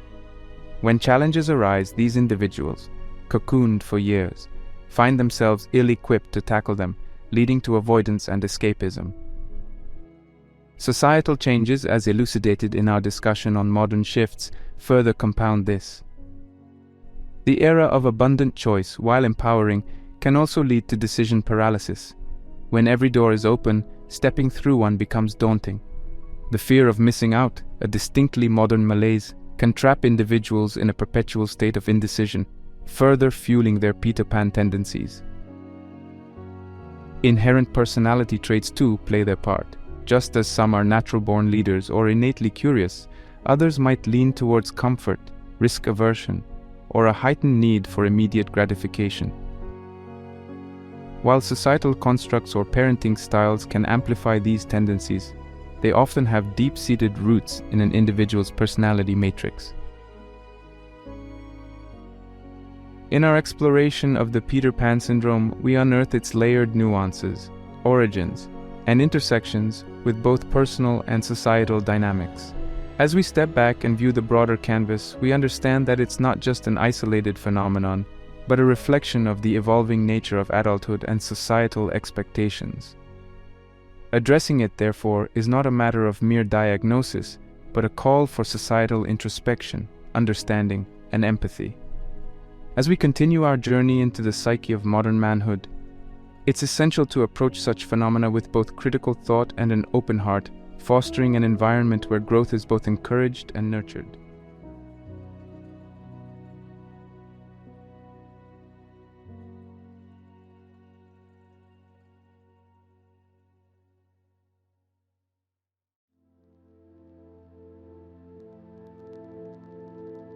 Amidst the myriad analyses of young men's inertia towards adulthood, it becomes essential to step into the domain where questions of existence, meaning, and identity hold sway: philosophy. Existentialism, a philosophical movement rooted in understanding individual existence and freedom, presents a compelling lens through which to view this conundrum. At its heart lies a concept that resonates deeply with the challenges of modern manhood: authenticity. Existential authenticity is not just a mere understanding of oneself, it's about embracing one's freedom and the associated responsibilities. It's the acknowledgement that our existence is not predetermined, that we have the freedom to shape our destiny, and that in this freedom lies both our greatest strength and our deepest vulnerabilities. To be authentic is to be true to oneself, even when faced with life's inherent absurdities and the weight of external expectations. The theater of existentialism finds one of its most brilliant playwrights in Jean-Paul Sartre. For Sartre, the world is a stage where humans are condemned to be free. This freedom, boundless and intimidating, brings with it the anguish of choice. Yet it is within this freedom that the pitfalls of bad faith lurk. Bad faith is a form of self-deception. It's the act of lying to oneself, of evading the truth of one's freedom and the responsibilities it entails. When one lives in bad faith, they adopt false values, embrace societal roles without question, and avoid the sheer responsibility of carving their own path. Let's relate this to the hesitation, the fears of commitment, and the shirking of responsibilities often seen in young men today. Could it be that many are living in bad faith, veering away from the intimidating vastness of their own freedom? The societal templates of success, relationships, and manhood might seem enticing because they offer a semblance of structure in an otherwise chaotic existence. Adhering to these templates without introspection is a manifestation of bad faith. It's akin to wearing a mask, a guise that veils the intimidating freedom beneath. The fear of commitment, the allure of the transient, and the evasion of responsibility can all be seen as attempts to escape the weight of this freedom. After all, to commit, to decide, to shoulder responsibility is to confront one's freedom head-on. It's to mold the clay of existence with one's own hands, even at the risk of shaping it imperfectly. Existentialism, with its emphasis on individual freedom and authenticity, beckons one to cast away the chains of bad faith and embrace the liberating, albeit daunting, truth of one's existence. It's a clarion call to young men, urging them to shed societal masks, to confront their fears, and to sculpt their destiny with the chisel of authenticity. In this philosophical exploration, existentialism bridges the gap between ancient wisdom and modern dilemmas. Through Sartre's lens, the challenges faced by young men are not just personal or societal, but deeply existential. The journey to adulthood, then, is not just about societal milestones. It's about embracing one's freedom, facing life's inherent absurdities, and seeking a path illuminated by authenticity.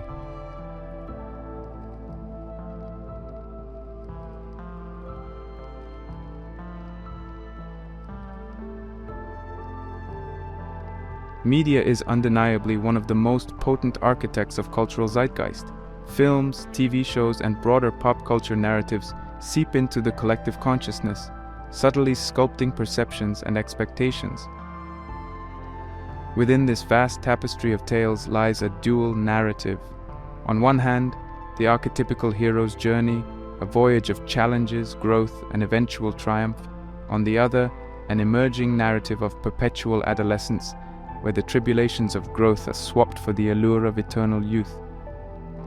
Let's delve into this dichotomy, exploring how media's portrayal of manhood can either invigorate aspirations or entrench escapist tendencies.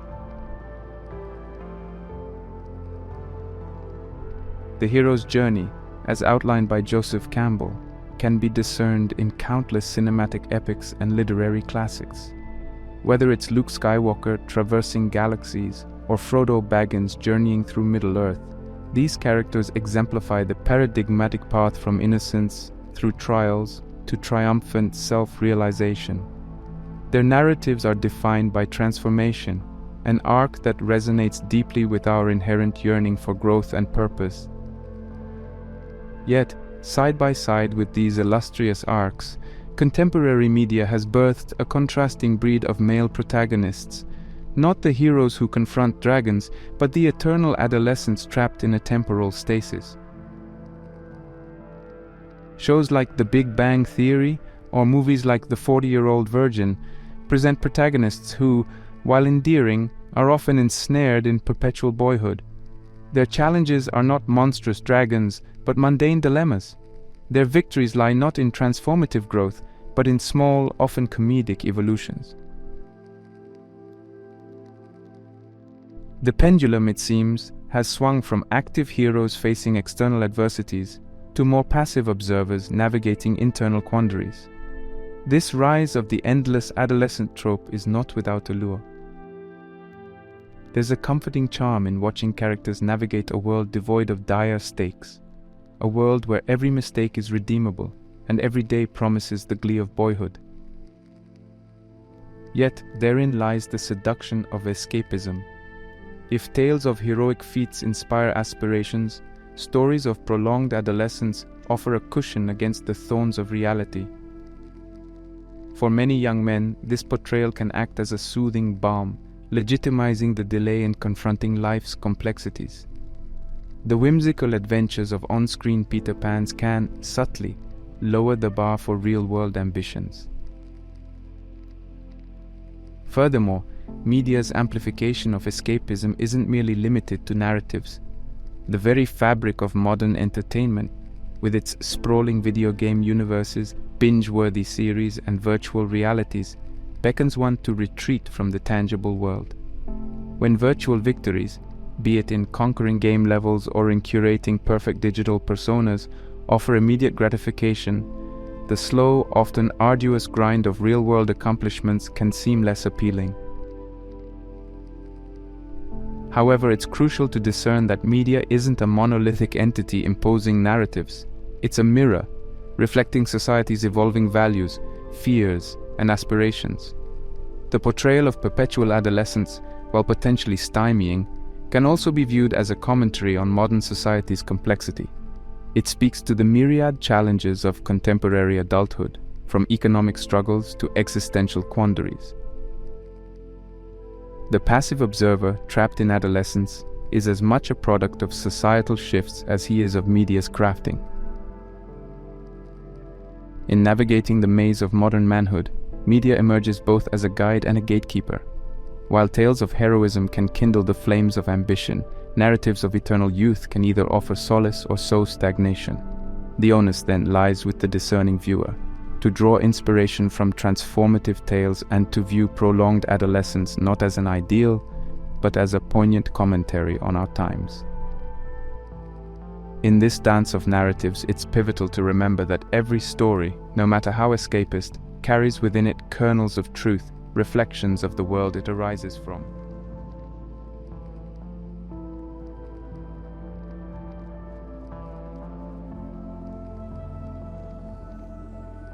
A fundamental element in the tapestry of human growth is the presence of guiding lights, individuals who, by virtue of their wisdom, experiences, and character, illuminate the path for others.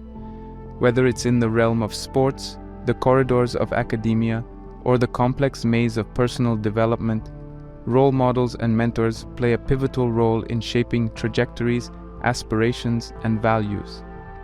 This becomes particularly pronounced when navigating the transition from boyhood to manhood, a journey fraught with questions, challenges, and uncertainties. History, in its vast annals, presents numerous figures who epitomized not just excellence in their domains, but also profound wisdom on the art of living. Consider Seneca, the Stoic philosopher and statesman, While his political prowess was significant, it's his philosophical musings that have echoed through millennia. In his letters to Lucilius, Seneca delves into the very essence of manhood, emphasizing virtues like resilience, temperance, and clarity of purpose. He wrote, "Life is very short and anxious for those who forget the past, neglect the present, and fear the future." Here, Seneca isn't merely presenting a philosophical aphorism. He's delineating a roadmap for young men, urging them to embrace the present with vigor and purpose, unburdened by past regrets or future anxieties. In the same vein, Marcus Aurelius, the Roman emperor, penned his Meditations, a personal journal that crystallizes the essence of Stoic philosophy. Beyond his imperial duties, Marcus was a mentor in the written word, guiding countless readers through life's tempests. He emphasized virtues like humility, acceptance, and duty. Writing, "Waste no more time arguing what a good man should be one." In this simple directive, young men find a clarion call to action, an urging to embody virtues rather than merely extolling them. The wisdom of such historical figures is not just a testament to their personal brilliance, but a reflection of a society that revered the importance of mentorship. In ancient times, philosophers were not remote ivory tower intellectuals. They were integral parts of communities, guiding young individuals, shaping civic virtues, and molding future leaders. The tradition of mentorship was enshrined in the very fabric of societies, be it through formal apprenticeships or informal guidance. Fast forward to the present, and the canvas looks somewhat different. The modern age, with its dazzling technological marvels and rapid social shifts, offers young men a plethora of information but often lacks the wisdom that comes from personal, sustained mentorship. The cacophony of online voices can sometimes drown the nuanced, patient guidance that mentors traditionally provided. The surge of fleeting influencers might overshadow the timeless wisdom of genuine role models, yet, amidst this flux, the yearning for authentic guidance remains as potent as ever. There's an emerging realization of the paramount importance of strong mentors in today's fragmented society. Community leaders, educators, coaches, and even virtual mentors through online platforms are becoming pivotal anchors for the younger generation. These mentors provide more than just advice. They offer lived experiences, lessons distilled from failures, and a compassionate understanding of the unique challenges today's youth face. They serve as bridges, connecting young men with the timeless virtues of the past while equipping them to navigate the uncertainties of the present. The role of mentors and role models, whether from the pages of history or from contemporary society, cannot be overstated. They are the lighthouses, guiding young men through the foggy waters of adolescence into the vast ocean of adulthood. In their wisdom, patience, and experiences, young men find not just answers but also the right questions, not just direction but also purpose. As society evolves, rekindling the tradition of mentorship, adapting it to modern realities, and prioritizing authentic guidance will be pivotal in shaping the men of tomorrow.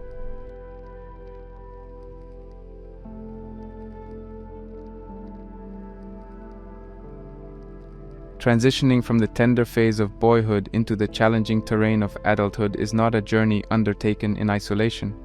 It requires a supportive ecosystem, wherein the individual is constantly provided with tools, guidance, and markers that denote progress. In observing the phenomena of young men's delayed entry into adulthood, it becomes imperative to discuss actionable solutions that can guide them towards maturity. These solutions are woven into the very fabric of human society, rooted in traditions, but they need to be revitalized and reshaped to cater to the unique demands of contemporary times. Community as the crucible of growth. The proverb, "It takes a village to raise a child," is not just a poetic sentiment, but a profound truth. Historically, communities acted as safety nets, ensuring that their young were nurtured, educated, and integrated into the societal fold. Within the communal structure, Young men had access to a spectrum of role models, from the wise elder dispensing life lessons to the skilled artisan teaching a trade. They were surrounded by a milieu that constantly reinforced societal values, norms, and expectations. Today, the notion of community has evolved. With urbanization and technological advancements, there's a risk of atomization, where individuals feel isolated despite being hyperconnected digitally. To guide young men towards adulthood, there's a pressing need to reforge these community bonds. This could manifest in mentorship programs, local community initiatives, or group activities that foster teamwork, leadership, and a sense of belonging. By immersing young men in environments where they can observe, interact, and learn from varied individuals, we lay the groundwork for their holistic development.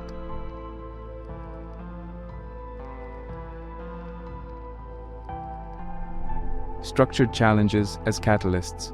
A consistent theme across cultures and epochs has been the idea of challenging the young as a rite of passage into adulthood. Whether it's the Spartan Agoj, where young boys were trained rigorously to become warriors, or the vision quests of Native American traditions, structured challenges have been instrumental in signaling the transition from boyhood to manhood. In the modern context, the nature of these challenges needs a redefinition. Instead of physical trials, the emphasis can be on intellectual, emotional, and moral challenges. Structured programs that push young men out of their comfort zones, be it through wilderness expeditions, volunteer work in unfamiliar territories, or intellectual debates, can act as crucibles for growth. Facing and overcoming these challenges not only builds resilience, but also instills a sense of accomplishment and self-worth, vital ingredients in the recipe for adulthood. Rites of passage. Human societies have always marked significant life transitions with ceremonies. These rites of passage are not mere cultural rituals. They psychologically and socially cement the transition from one phase of life to another. For young men, these rites can be instrumental in recognizing and celebrating their journey into adulthood. Contemporary society can innovate by creating new rites of passage. This might include ceremonies celebrating milestones like graduating, starting a first job, or even successfully undertaking a community project. By ceremonially recognizing these achievements, young men are provided with clear markers of their journey, reinforcing their progression and maturity. Philosophers, with their introspective depth, have often provided answers to pressing existential questions, laying down principles that transcend time and place. For young men grappling with the challenges of transitioning into adulthood in a rapidly changing world, philosophy offers not just solace but actionable wisdom. This wisdom revolves around three pivotal tenets: embracing responsibility, seeking personal meaning, and living authentically.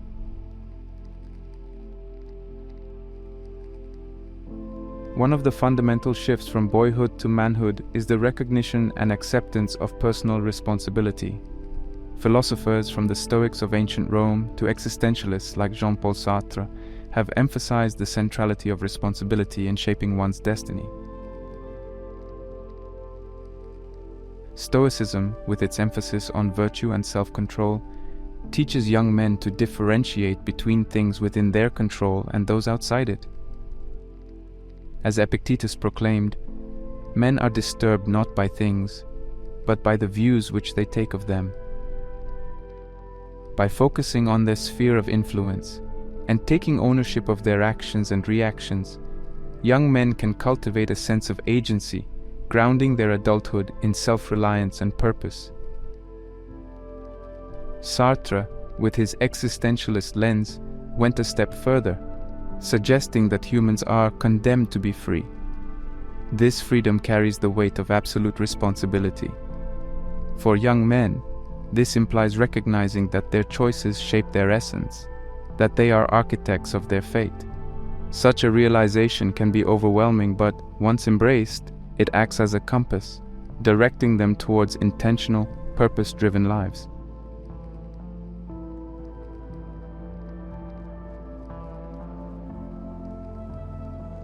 Seeking personal meaning.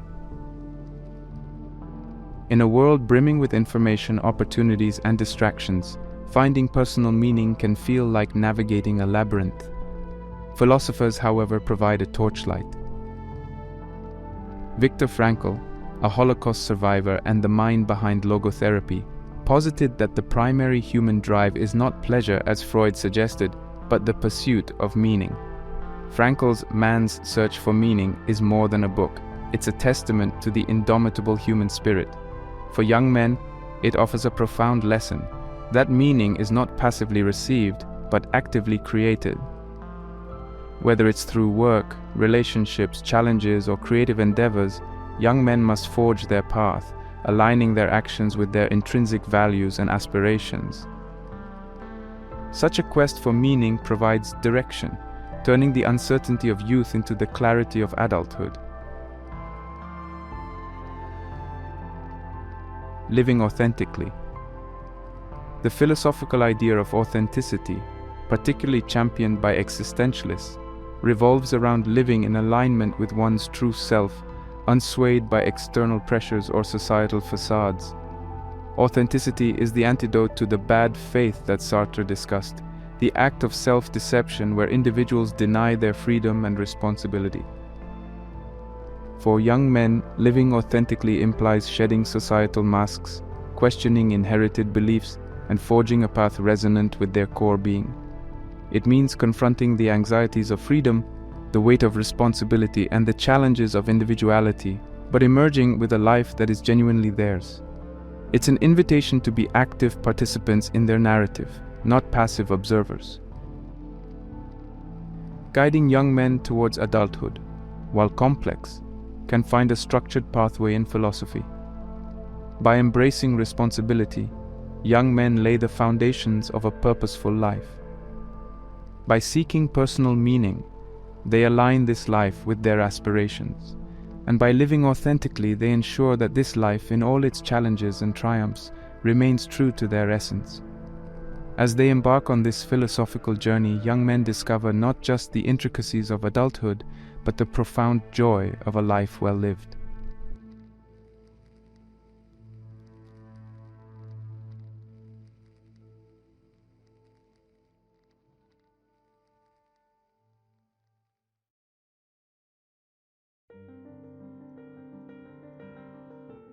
Our exploration has spanned vast terrains, both in terms of history and intellect, from the practicalities of changing socio-economic landscapes to the depths of existential philosophy. We've delved into the complexities of young men's delayed entry into adulthood, weaving together threads from various disciplines to understand this phenomenon and, more importantly, to find ways to address it. The timeless voyage from boyhood to manhood is as old as humanity itself. Every era has its unique struggles, but the essence of the journey remains unchanged. It's a pilgrimage of self-discovery, responsibility, and personal growth. The ancient Greeks, with their rigorous physical and intellectual training, recognized the importance of rites of passage. Philosophers from Sartre to Frankl implored us to seek meaning and authenticity. Our modern age, with its myriad distractions, has only amplified the need for guidance, reflection, and mentorship. Yet, it's not just the youth who can glean insights from our discussion. Regardless of age, each of us is perpetually on the cusp of another adulthood. Life's phases don't end, they evolve. As we grow older, face challenges, embrace new responsibilities, and navigate changes, there's always another layer of maturity to attain, another depth of understanding to explore. Every viewer, every individual has their unique story, marked by successes, failures, joy, and challenges. And it's in the retrospection of this personal narrative that real growth emerges. While the challenges faced by today's young men might seem daunting, history and human resilience provide ample evidence of our capacity to adapt, learn, and thrive. With the wisdom of yesteryears as our anchor and the insights of the present as our compass, we are equipped to guide the next generation and ourselves through the intricate dance of growing up. Every generation, with its distinct challenges, also births innovators, thinkers, leaders, and heroes who, armed with the legacy of the past and the vigor of the present, chart out new horizons. In the symphony of life, growing up is but one movement, beautiful in its melodies and poignant in its crescendos. It's a movement that demands attention, introspection, and action. As we draw this exploration to a close, let it be a beginning for all our viewers, a beginning of reflection, understanding, and a renewed journey towards maturity.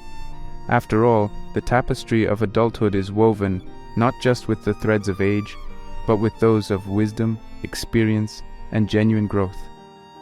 Let's remember that every sunset is a horizon to a new dawn, every challenge an invitation to growth, and every generation, though seemingly astray, eventually finds its way, moving forward with grace, wisdom, and enduring maturity.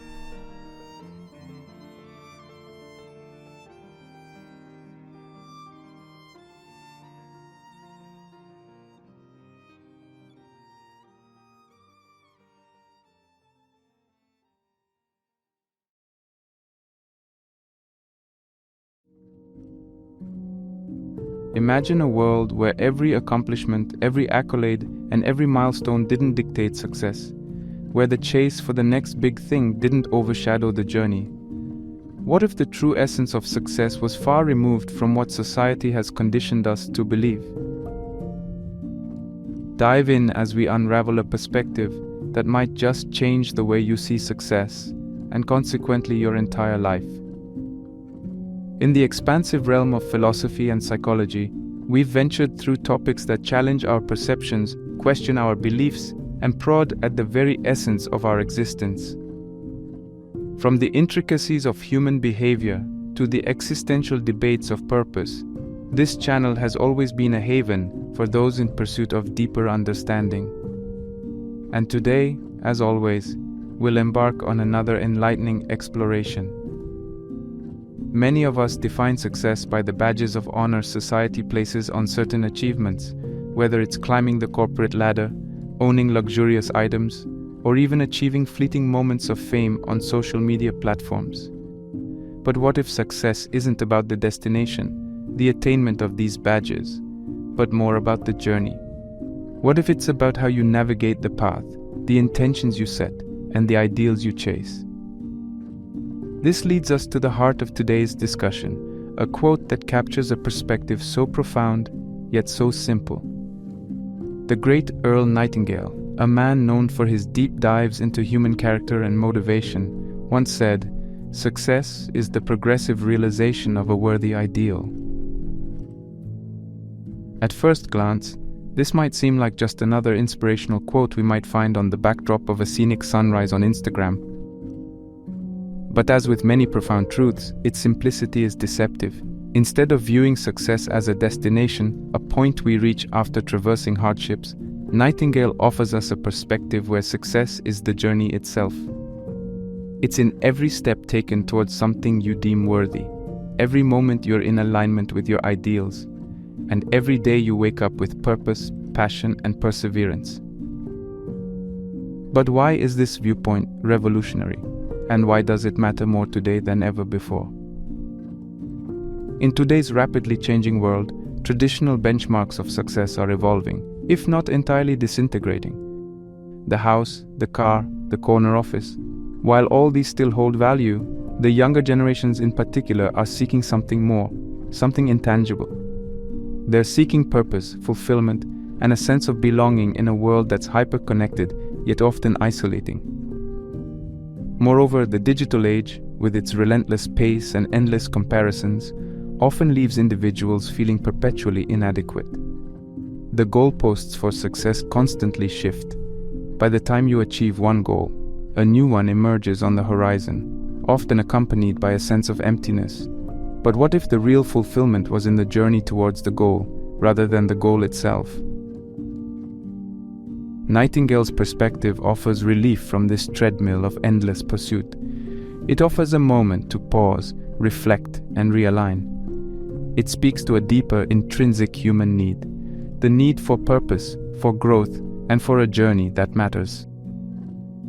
As we dive into this topic today, I invite you to embark on this journey with us, to question, reflect, and perhaps redefine your understanding of success. This isn't just about a quote.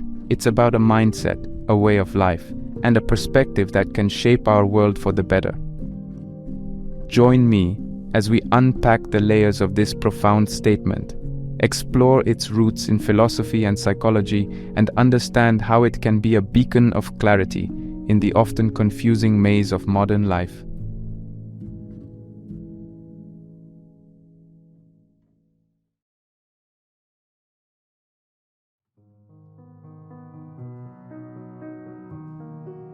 Let's pivot now to what society often feeds us as the formula for success.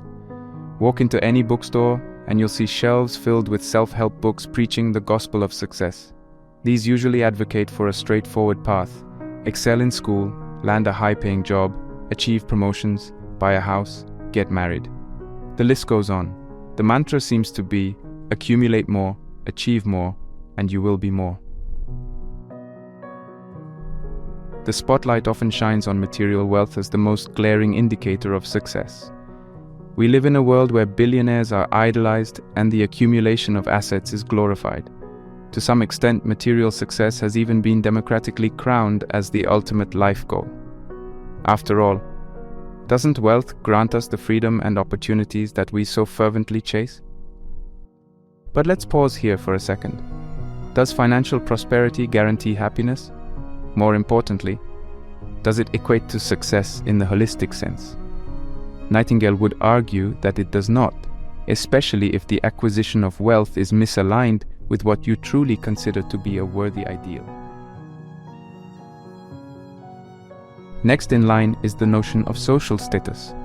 The memberships to elite clubs, the high-profile connections, the social media following, and the admiration, if not envy, of your peers. These are often seen as markers of a life well lived. Social status and the esteem of others have been deeply ingrained in human psychology for millennia. Our ancestors needed social cohesion for survival, but today this primitive need has been extrapolated to heights that can often be disorienting. The relentless pursuit of status can morph into a Sisyphean task, where the boulder of social expectation keeps rolling back no matter how hard we push.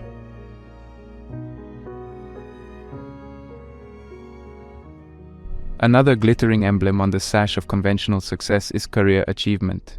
Titles, promotions, and accolades, these are the milestones that punctuate the traditional road to success. We've all heard the rags to riches tales of individuals climbing the corporate ladder with determination and grit. While these stories can serve as inspiration, they also propagate a limited perspective. The career-focused vision of success often neglects other realms of life, such as personal well-being, family, and broader societal contributions.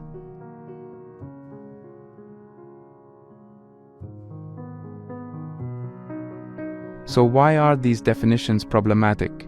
For starters, they're not universally applicable. What might be a milestone of success for one person could be entirely inconsequential for another. This one-size-fits-all approach doesn't just lack nuance, it can be actively harmful. Imagine the young adult who, despite a burgeoning career, feels an inexplicable emptiness because they've pursued a field for its lucrative prospects rather than its alignment with their passions. Think of the entrepreneur who amasses wealth but loses invaluable connections with family and friends. Picture the social media influencer who, despite thousands of likes and followers, grapples with loneliness and anxiety behind the screen.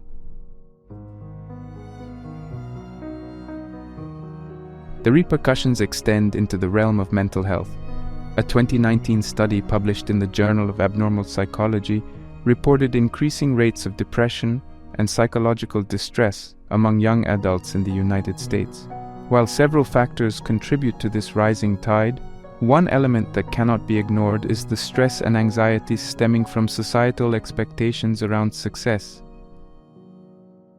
When we're continuously chasing a mirage crafted by collective norms, the resulting dissonance between reality and expectation can cultivate a breeding ground for mental health issues like anxiety and depression. In some cases, the pursuit of these conventional markers of success can lead to burnout, a state of emotional, physical, and mental exhaustion caused by prolonged stress. It's no surprise that burnout is being increasingly recognized by health organizations as a legitimate medical condition.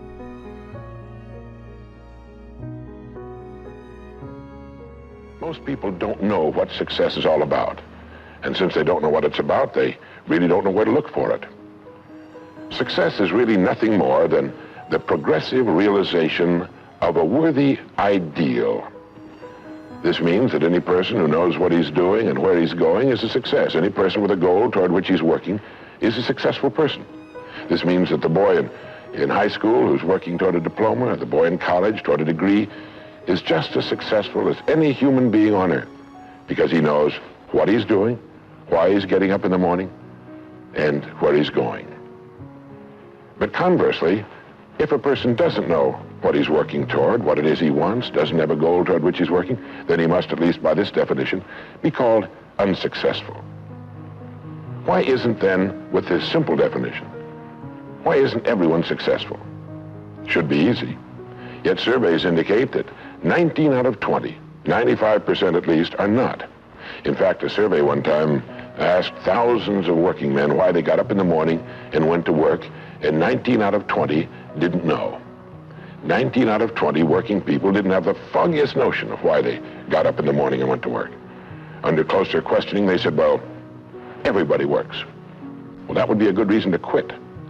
In fact, here's a little rule of thumb you might want to remember. Whatever the great majority is doing under any given circumstance, if you do exactly the opposite, you'll probably never make another mistake as long as you live. Just something to keep in the back of your mind. By starting with a discussion of conventional success markers, we set the stage for the groundbreaking philosophy that Earl Nightingale presented. We expose the chinks in the armor of a societal construct that many have accepted without question. And from here, we can begin to explore alternative frameworks and attitudes that offer not just a more balanced life, but a profoundly fulfilling one. This is where the progressive realization of a worthy ideal comes into its own as a life philosophy, bringing us a model of success that is both timeless and, in many ways, revolutionary.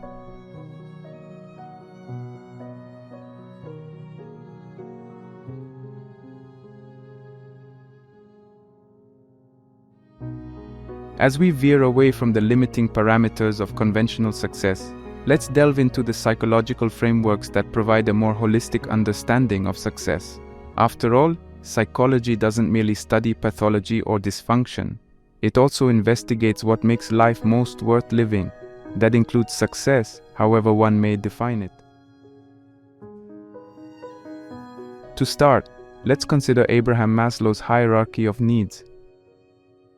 Picture a pyramid divided into layers, with the most basic human needs like food and shelter at the bottom, and self-actualization, a state of achieving one's full potential and realizing one's capabilities, at the top. Maslow's theory tells us that we can't focus on higher-level goals until our basic needs are met. Once they are, we can aim for self-esteem needs, like achievement and respect, and finally, strive for self-actualization. Doesn't Maslow's apex sound a lot like what Nightingale referred to as a worthy ideal?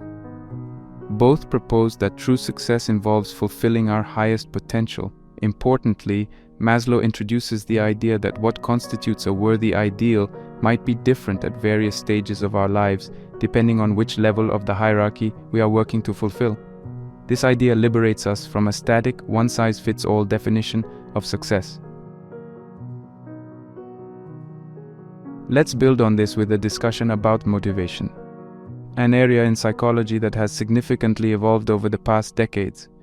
Traditional theories often emphasize extrinsic motivation, which is driven by external rewards or punishments. These rewards can range from monetary benefits to social praise, and are usually what conventional views of success focus on. However, the psychological discourse has seen a shift towards the importance of intrinsic motivation, that which comes from within, independent of external rewards. Think of a painter lost in the world of colors and shapes, a musician engrossed in melodies, or even a researcher fueled by pure curiosity. They are motivated by the activity itself, and the success in these activities is inherently satisfying. This brings us back to Nightingale's statement: success, when seen as the progressive realization of a worthy ideal, aligns beautifully with the concept of intrinsic motivation. It's not the external rewards, but the inner fulfillment that defines success here. And intrinsic motivation doesn't just make us happier. Research indicates that it enhances performance, perseverance, and overall well-being. Consider the story of J.K. Rowling, who endured multiple rejections and hardships before publishing the Harry Potter series. What kept her going? It was not the lure of future fame or money. It was her intrinsic motivation, her desire to tell a story she believed in. Now, decades later, it's clear that her worthy ideal wasn't just about writing a bestseller. It was about creating a world that resonated with millions. Here, both intrinsic motivation and the worthy ideal mesh into a beautiful tapestry of what we could consider success. So what does the world stand to gain by shifting its focus from extrinsic to intrinsic motivators? Imagine businesses valuing employees not just for their output, but their creativity.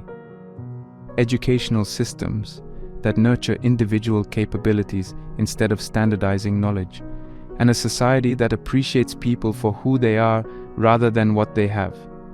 This isn't just idealistic pondering, it's a model supported by decades of research in human psychology. When we talk about the psychology of success, we are inherently discussing the psychology of well-being. They are two sides of the same coin. Studies have shown that intrinsic motivation not only elevates personal performance, but also contributes to mental health. And this is the juncture where psychology lends scientific credence to Nightingale's definition of success. As we weave through these psychological theories, we'll find that they not only illuminate but also validate Nightingale's wisdom. His definition beckons us to focus on a holistic, fulfilling, and above all, individualized understanding of success, one that nourishes the mind as much as it fuels ambition. And isn't that what we all are ultimately striving for? So the next time you find yourself questioning your path or feeling confined by society's narrow definitions of success, remember this.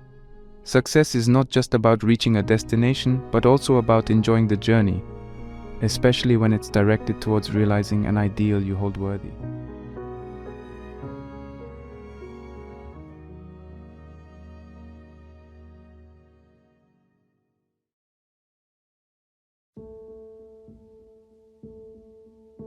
As we transition from psychology, let's now immerse ourselves in the deep waters of philosophy to gain another perspective on success. Philosophy and its myriad frameworks offer us not just wisdom, but also a historical context.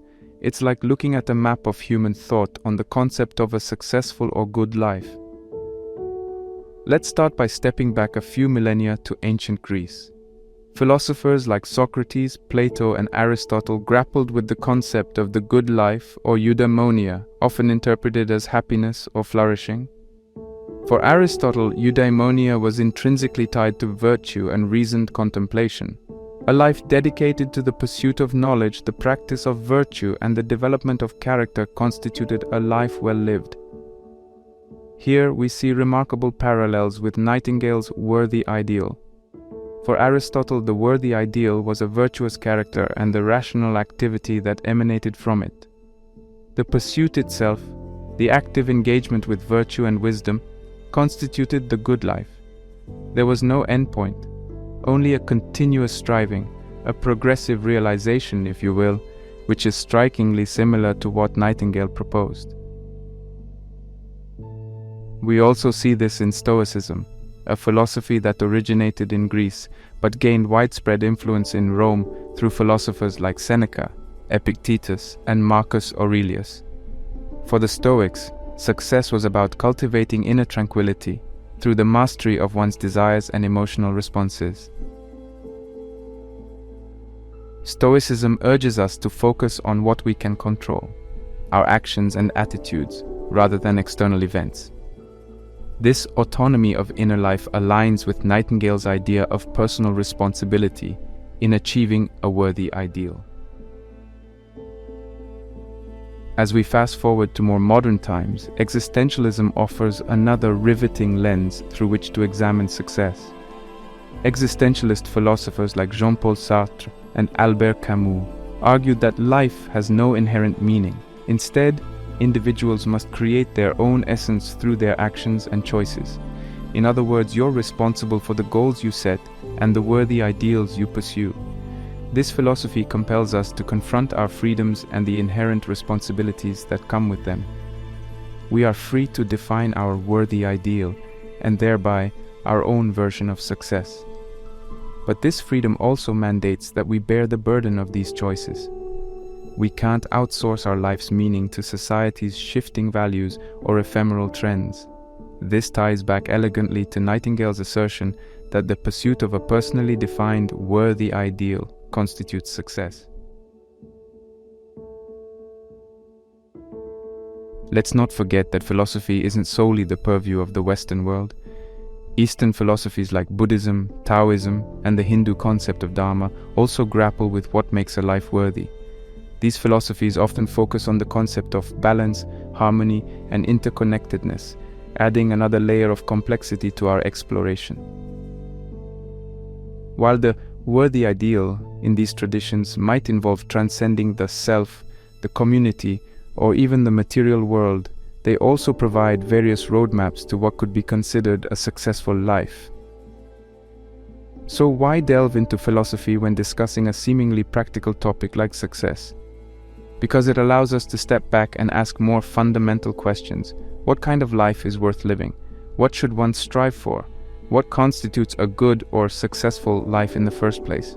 These questions remind us that the idea of success is deeply rooted in philosophical thought, and through the ages, thinkers have presented diverse yet complementary paths to arrive at a fulfilling life. It's crucial to acknowledge that these philosophies aren't mutually exclusive. They can coexist and even complement each other in enriching our understanding of success. So whether it's the virtuous life of Aristotle, the Stoic focus on inner peace, or the existential freedom of creating our own meaning, each offers a piece of the puzzle. And like Nightingale, they all seem to whisper in unison, success is not a destination but a journey, a progressive realization of a worthy ideal.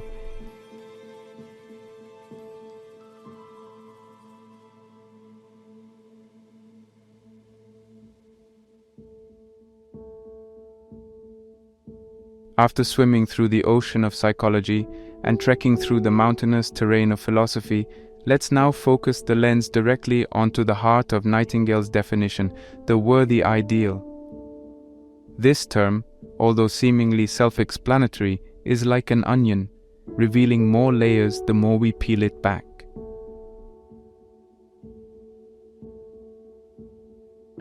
We know that he works 40 hours a week as a rule. 40 hours a week, which leaves him 72 hours a week when he's neither working nor sleeping. 72 free, discretionary hours each week to do with as he pleases. At this point, of course, he's married, he has his little house and his little car. And this is about what he does with his free 72 hours every week.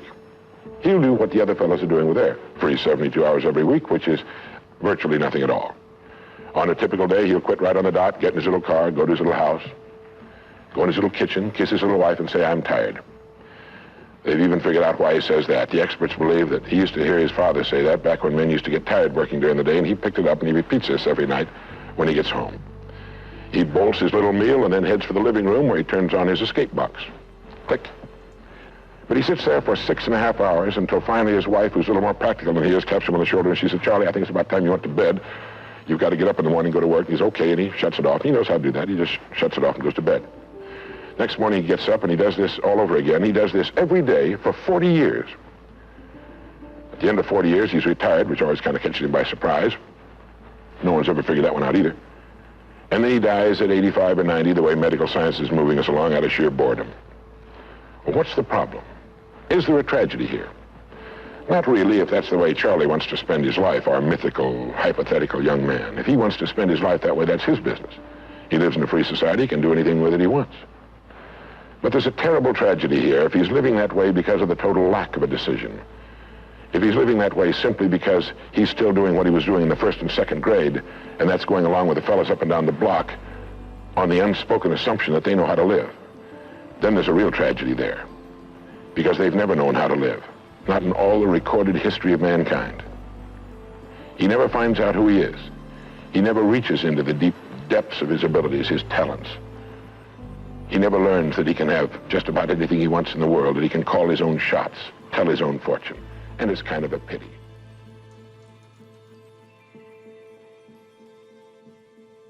Let's begin with the vast cultural landscapes that shape our notions of what a worthy ideal might entail. Consider the American dream, deeply entrenched in the culture of the United States, where life, liberty, and the pursuit of happiness are celebrated ideals. Here, a worthy ideal often manifests as social mobility, financial security, and individual freedom. Now contrast this with a collectivist society like Japan, where social harmony, or wa, takes precedence. Here, a worthy ideal might be contributing to society and maintaining social equilibrium, even if it comes at the cost of individual ambitions or desires. In cultures deeply rooted in spiritual traditions, such as parts of India or Tibet, a worthy ideal may focus on spiritual enlightenment and the well-being of the community, rather than personal material gain.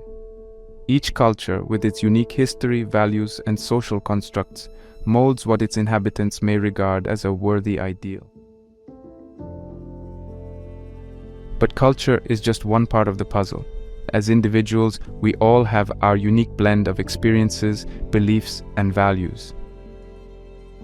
What may be a worthy ideal for one person may not hold the same gravitas for another. A musician might find their worthy ideal in creating an original composition that stirs the soul, while an environmental activist might see it in effective climate advocacy. Worthy ideals can be mutable. As we grow and learn, our understanding of what is worthy can and often does shift. The business person who once found success in scaling a company might later find a new worthy ideal in philanthropy or mentoring the next generation. Now, why is defining a worthy ideal so crucial? Well, the ideals you pursue set the trajectory for your life's course. Think of them as the North Star guiding your actions, decisions, and pursuits. When your personal ideals are in alignment with your long-term life objectives, there's a sense of coherence and purpose in what you do. This alignment is not just ethereal or abstract. It has practical implications. Studies have shown that alignment between personal values and life goals contributes to greater well-being and can even have a protective factor against stress and life's inevitable setbacks. Furthermore, this alignment ensures that your energies are channeled effectively. Every action you take becomes a step toward the progressive realization of your worthy ideal, which in turn adds a layer of fulfillment and meaning to your existence. But what happens when there's a misalignment? A sense of discord or cognitive dissonance arises. It's like trying to fit a square peg into a round hole. No matter how hard you push, it just doesn't fit. And this discord can lead to unhappiness, stress, and even a sense of failure, even when you're achieving other markers of success. As you embark on the journey to identify or reevaluate your worthy ideal, remember that it doesn't have to be grandiose or universally acknowledged. It just has to be significant to you. It should resonate with your deepest convictions, highest aspirations, and should ideally be steeped in a value system that you respect. After all, a worthy ideal, as Nightingale pointed out, is personal. It's your compass in the sea of life's possibilities. In the grand tapestry of life, understanding and striving for your worthy ideal is not merely an act of personal fulfillment, but a radical act of self-definition. It's about carving out your own path in a world that often insists on handing you a map, and it's this audacious act that transforms the pursuit of success into a rich, nuanced, and deeply satisfying journey.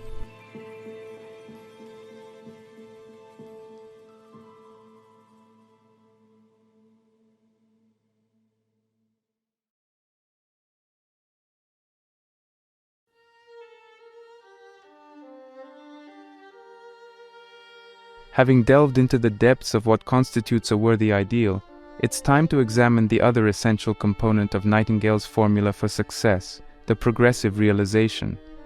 After all, what good is having a compass if you're not willing to move? Success is not just about setting a goal, it's about the journey, the continual pursuit and evolution toward that ideal. So let's dig into why progress, in many ways, is the engine that drives the vehicle of success. In various domains of life, be it business, science, art, or personal development, the most revered figures are often those who continually refine their craft. Think of athletes who break records, artists who revolutionize genres, or scientists who make groundbreaking discoveries.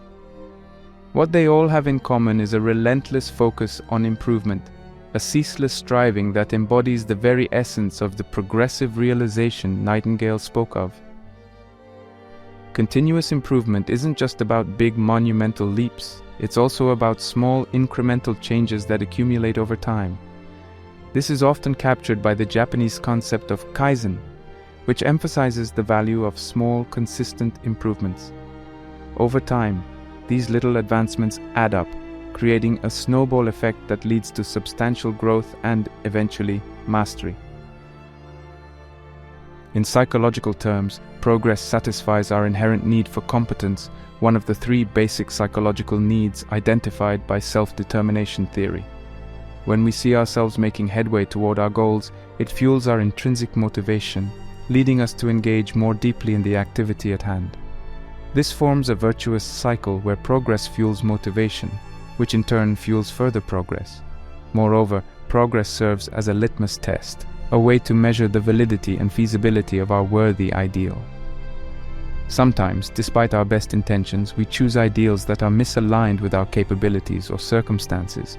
Progress, or the lack thereof, serves as feedback, offering us a chance to pivot or refine our goals, ensuring that our ideals remain not just worthy, but also realistic and attainable. At this juncture, it would be almost criminal not to introduce the groundbreaking work of psychologist Carol Dweck, particularly her concept of the growth mindset. Dweck contrasts a fixed mindset, where individuals believe their abilities are static, with a growth mindset, where individuals see abilities as malleable and improvable through effort. The growth mindset is not just a mental framework, it's a fundamental philosophy that directly affects our approach toward challenges, failures, and ultimately, our worthy ideals.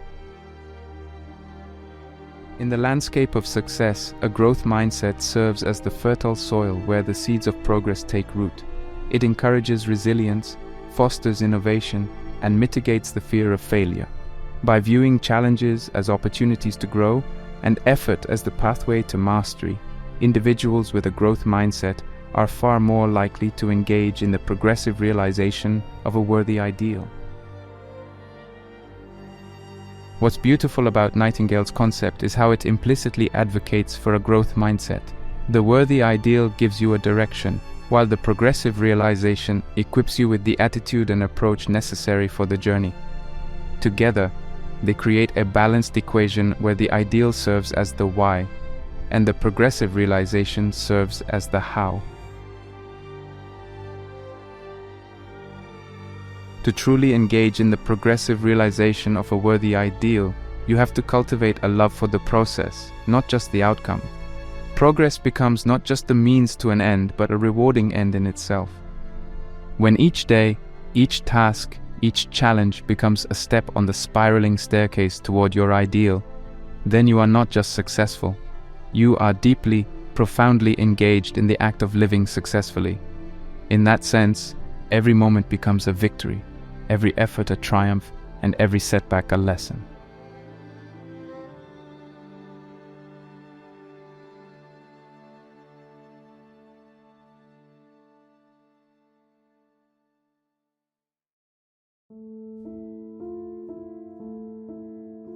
Now that we've examined the theoretical underpinnings of Nightingale's profound observation, let's get practical. After all, Understanding the philosophy and psychology behind success is enriching, but it's the application of these principles that will ultimately manifest your worthy ideal into reality. Our rewards in life will always be in exact proportion to our contribution, to our service. We all know this, really. We tell our children in Sunday school that as ye sow, so shall ye reap, but we forget that that's true. If a man is unhappy with his rewards, all in the world he's got to do is find ways of increasing his contribution, his service. It's like the story of the preacher who was driving down a country road, and all of a sudden he came to the most magnificent farm he'd ever seen in his life. It was beautiful. And so he saw the farmer approaching the road on his tractor, and so he hailed him, and he said, "My good man," he said, "God has certainly blessed you with a magnificent farm." And the farmer thought for a moment, and he said, "Yes, you're right, he certainly has. But you should have seen this place when he had it all to himself." And the preacher had his sermon for the next Sunday. He realized that all the farmers up and down that road had been given the same land, but one man had made something great out of it. Well, all of us are given the same land. We're given a human life, and each of us can make something great out of it too if we want to.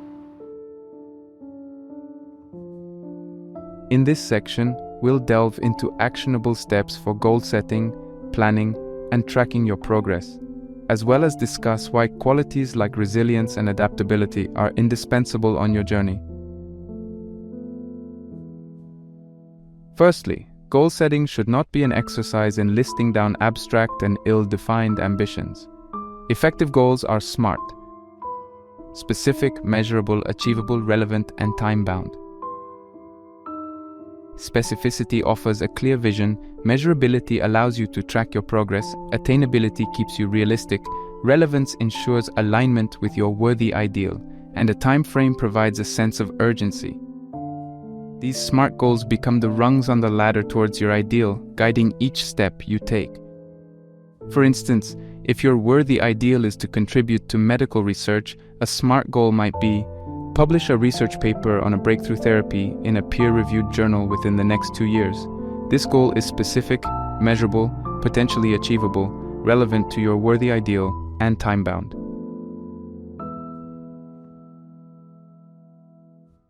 Now that your SMART goals are in place, it's time to strategize.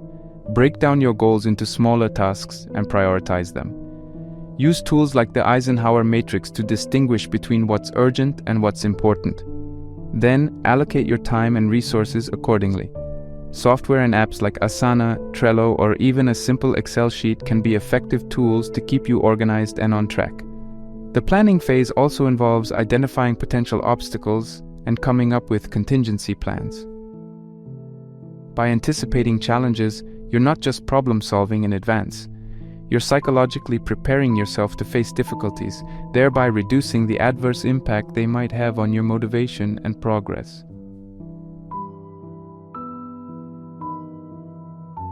Tracking your progress.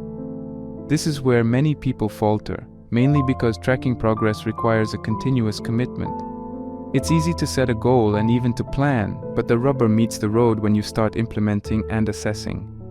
Use key performance indicators, KPIs, or specific milestones to gauge your progress. Keep a journal or use digital tracking systems to monitor how you're doing. The act of tracking is not just for accountability, it also serves as a motivating feedback loop. As much as we'd love for the path toward our worthy ideal to be a straight, obstacle-free road, life usually has other plans. This is where resilience and adaptability come into play. Resilience is about bouncing back from setbacks and failures without losing your sense of purpose or self-worth. Adaptability is about adjusting your strategies and expectations in response to unforeseen challenges without losing sight of your ultimate ideal. Incorporate reflective practices like journaling or mindfulness to build resilience. These help in enhancing self-awareness, thereby empowering you to deal with setbacks in a more balanced way. Adaptability can be fostered by developing a diverse skill set and cultivating a network of mentors and peers who can offer different perspectives when you encounter roadblocks. Your journey towards a worthy ideal will never be a static endeavor. It's a dynamic, evolving process that demands continuous input and adaptability. By setting smart goals, planning strategically, tracking your progress, and fostering resilience and adaptability, you are equipping yourself with a robust toolkit to make your worthy ideal a reality. Remember, as you navigate the intricate path towards your ideal, each day offers a new opportunity to enact mini successes, to take one more step in the progressive realization of what you find worthy. In doing so, not only do you get closer to your ultimate goal, but you also enrich the journey itself, turning it into a rewarding experience that defines success in the most holistic sense.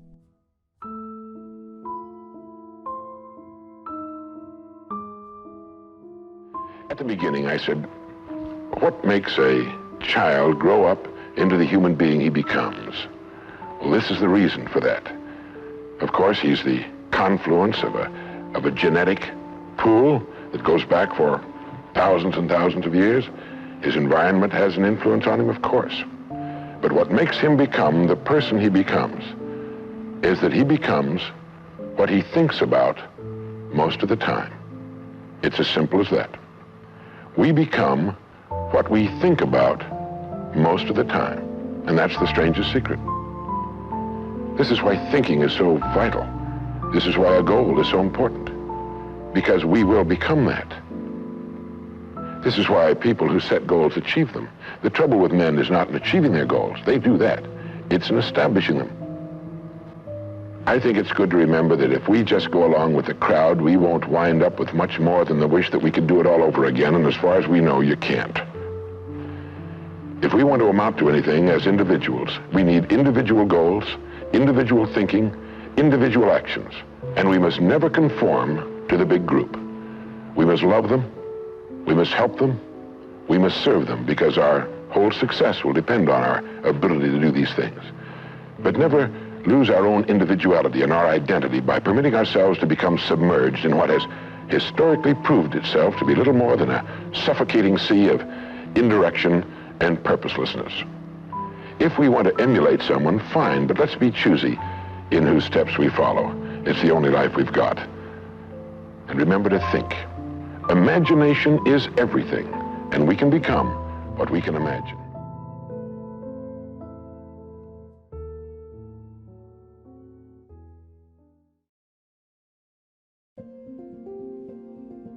As we wrap up this deep dive into the philosophy and psychology of success, let's revisit the profound yet simple Earl Nightingale quote that has served as our compass. Success is the progressive realization of a worthy ideal. We've peeled back the layers on this concept, venturing from its traditional definitions, marred by materialism and external validation, to an interpretation that is rooted in psychological and philosophical wisdom. From the Maslow's hierarchy of needs to the influence of existentialism and classical philosophy on the notion of a worthy ideal, we've covered a substantial theoretical ground. But we've also delved into the practical, actionable steps, common pitfalls, and the transformative potential for both individuals and society at large. As we near the end, I want to leave you with this final thought. Understanding success as a journey and not a destination can be the key to a fulfilling life. It liberates us from the shackles of societal expectations, grants us the courage to define our own worthy ideal, and equips us with the tools to navigate the inevitable obstacles we'll encounter along the way. This perspective allows us to engage deeply with our life's work, to build meaningful relationships, and to contribute to a world in dire need of every individual's unique offerings.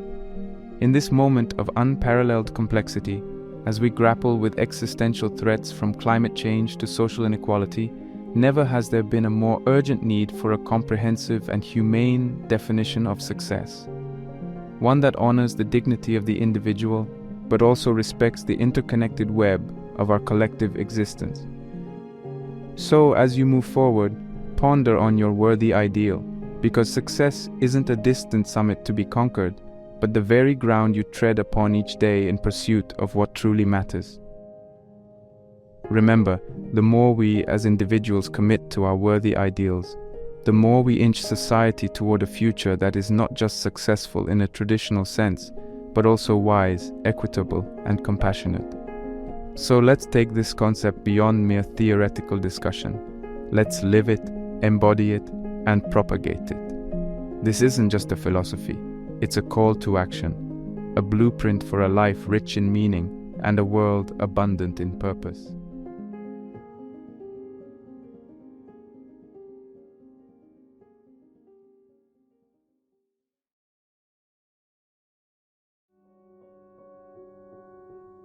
Have you ever observed the elegance with which a river flows, winding its way around obstacles, never rushing, yet always reaching its destination? Have you watched a tree grow, stretching towards the sky, never straining but always expanding? There's a rhythm, a natural pulse to life, a kind of harmonious dance that doesn't rely on force or strain, yet achieves the seemingly impossible. What if I told you that the same principle could be applied to your own life? What if the very act of not trying could get you closer to your goals than years of hard grind and force? Welcome to a journey into the profound philosophy of the East, where the idea of non-action, or Wu Wei, reigns supreme. It's a concept that has shaped the lives of countless individuals, guiding them towards a life of harmony, peace, and yes, achievement. But it defies a lot of what we've been conditioned to believe. In today's relentless, hustle-driven world, the very thought of achieving something without aggressive action sounds, at best, like a romantic dream, and at worst, sheer laziness. But Wu Wei is neither.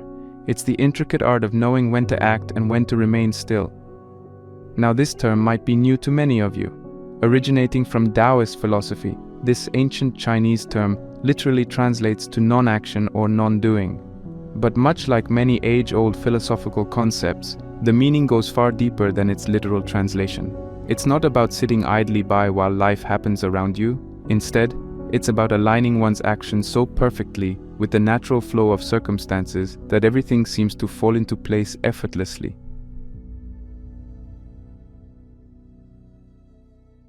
Imagine for a moment a martial artist, poised, balanced, waiting.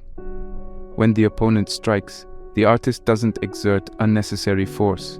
Instead, they channel the momentum, use the energy given to them, and move in harmony with the situation. That, in essence, is Wu Wei. It's the ability to recognize when to exert effort and when to let things unfold, trusting that the universe or the Tao is always in a natural state of balance.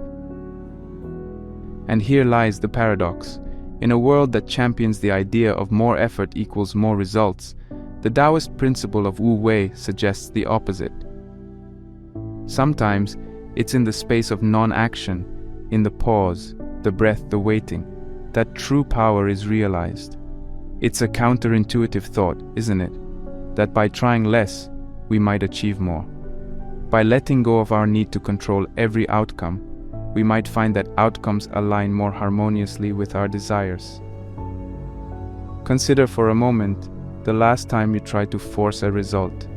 Maybe you were trying to convince someone of your viewpoint, or perhaps you were pushing hard for a work project to come to fruition in a specific way. How did that feel? Tense, exhausting, frustrating? Now recall a time where you set an intention, did your part, and then let things unfold. The difference in these two approaches is not just in the outcomes, but in the journey itself. It's worth noting that this isn't about advocating passivity. Quite the opposite. Wu Wei is deeply active. It requires acute awareness, keen observation, and a deep connection with one's environment and self. The key difference is where the action comes from, a place of force or a place of alignment. In this exploration we're about to embark on, I invite you to open your mind and heart to the wisdom of the East, to the lessons of the rivers, the trees, and the ancient sages who understood something profound about the universe. That in the art of not trying, we might just discover the secret to achieving everything we've ever wanted, and to do so with grace, ease, and joy.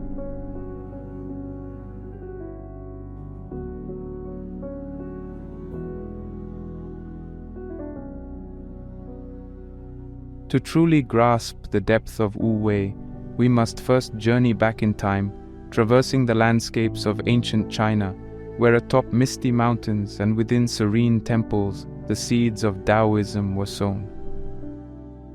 The concept of Wu Wei is not just a passing thought or a modern trend, it's a profound wisdom deeply embedded in the halls of Eastern philosophy. Taoism, or Taoism as it's sometimes referred to, is an ancient philosophical and spiritual tradition that has shaped Chinese culture for over 2 millennia. At its heart lies the Tao or Tao, often translated as the Way. However, much like Wu Wei, Tao is a term so vast and profound that it's somewhat elusive to direct translation. The Tao is described as the ultimate, the source, the underlying nature of all existence. It's both the beginning and the end, the path and the traveler, and it is in this cosmic dance of the Tao that the principle of Wu Wei finds its rhythm. The most revered text in Taoism, the Tao Te Ching, penned by the mysterious figure Lao Tzu, offers pearls of wisdom about this principle. Here's a taste from chapter 37 of the Tao Te Ching. The Tao never does anything, yet through it all things are done. If powerful men and women could remain centered in the Tao, all things would be in harmony. The paradoxical essence of this concept is palpable in these lines. The Tao, in its non-action, gives rise to all action. It's not the clanging, noisy efforts, but the silent, profound stillness that brings forth the universe's dance. When we align with the Tao, when we flow in harmony with the natural order, we can achieve more than when we swim against the current. But Taoism isn't the only Eastern philosophy that reveres the principles akin to Wu Wei. Journeying eastward from China, we touch the shores of Japan, where Zen Buddhism flourished. Zen, with its emphasis on meditation, mindfulness, and presence, echoes the sentiments of Wu Wei in its teachings. While Zen doesn't directly speak of non-action, it profoundly emphasizes the state of being over doing. Consider the Zen practice of shikantaza, or just sitting. It's a form of meditation where one isn't trying to do anything, think anything, or achieve anything. Instead, it's about simply being, observing, and existing. It's a radical act of pure presence, where the meditator is not seeking enlightenment, but is instead just being in the moment. This just being, while seemingly passive, is an intense form of active engagement with the present. Much like Wu Wei, it's about alignment, harmony, and merging with the flow. Moreover, while Zen and Taoism might be the most prominent, many other Eastern traditions echo similar sentiments. The ancient Indian philosophy of Nishkama Karma from the Bhagavad Gita, for instance, speaks of action without attachment to results, a theme closely resonant with Wu Wei's principles. It's fascinating to observe that despite the geographical, linguistic, and cultural divides, there seems to be a universal thread weaving through these philosophies. They all point towards a profound truth. Sometimes, it's not our forceful interventions, but our gentle surrender, our alignment with a greater cosmic dance that brings about the most profound outcomes. Whether it's the silent Tao guiding all existence, the Zen master just sitting in profound presence, or the Gita's call to act without attachment, the message is clear. There is an art, a subtle beauty in not trying, in just being, and in flowing with the currents of life.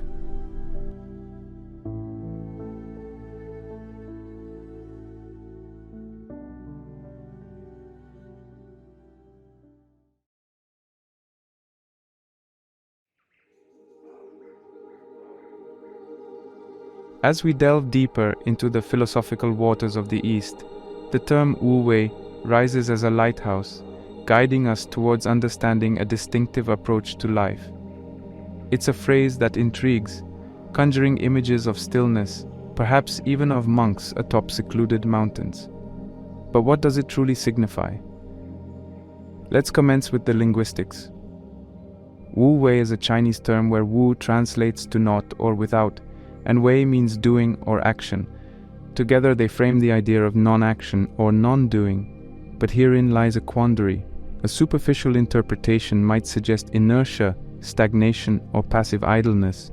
However, that would be a grievous misinterpretation of a profound philosophy that has been a guiding light for sages, rulers, and thinkers for centuries.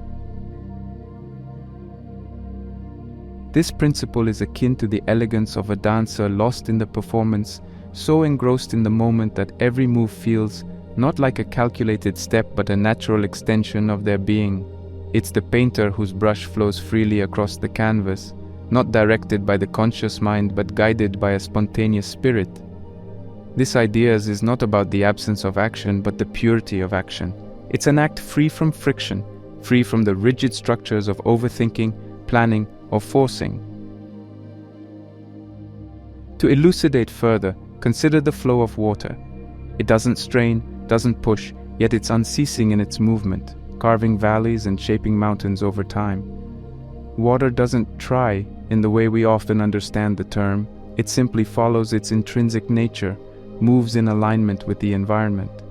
This is the essence of Wu Wei, acting in accordance with one's nature and the nature of the universe, without unnecessary force. A frequent misconception surrounding Wu Wei is equating it with laziness or a lack of ambition. This couldn't be further from the truth. Embracing this concept doesn't mean abandoning aspirations or responsibilities. Instead, it signifies a reframing of how we approach them. For instance, a martial artist practicing Wu Wei is not passive. When confronted, they don't use brute strength to overpower an opponent. Instead, they employ a deep understanding of energy, momentum, and leverage to redirect forces, using minimal energy for maximum impact. It's an aligned action, strategic and efficient, rather than a brute force approach. A modern analogy could be drawn from the world of aeronautics. Consider the principle of aerodynamic efficiency in aircraft design. Engineers don't merely add more power to make planes fly faster or higher. They craft the design to minimize air resistance, allowing the plane to glide smoothly with lesser fuel consumption.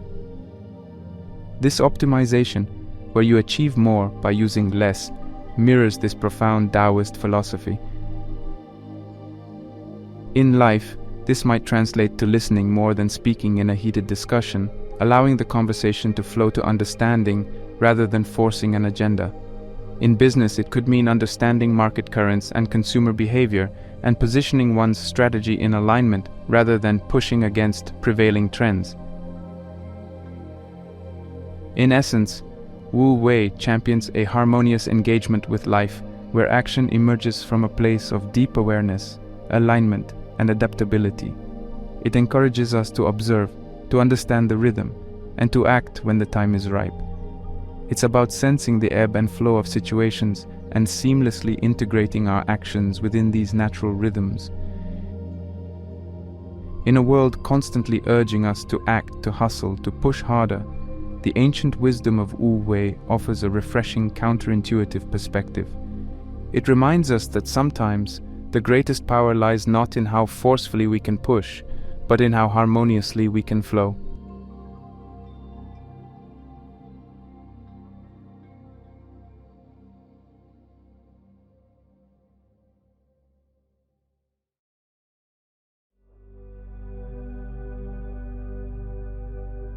The natural world has always been a reservoir of wisdom, offering insights into life's deeper truths.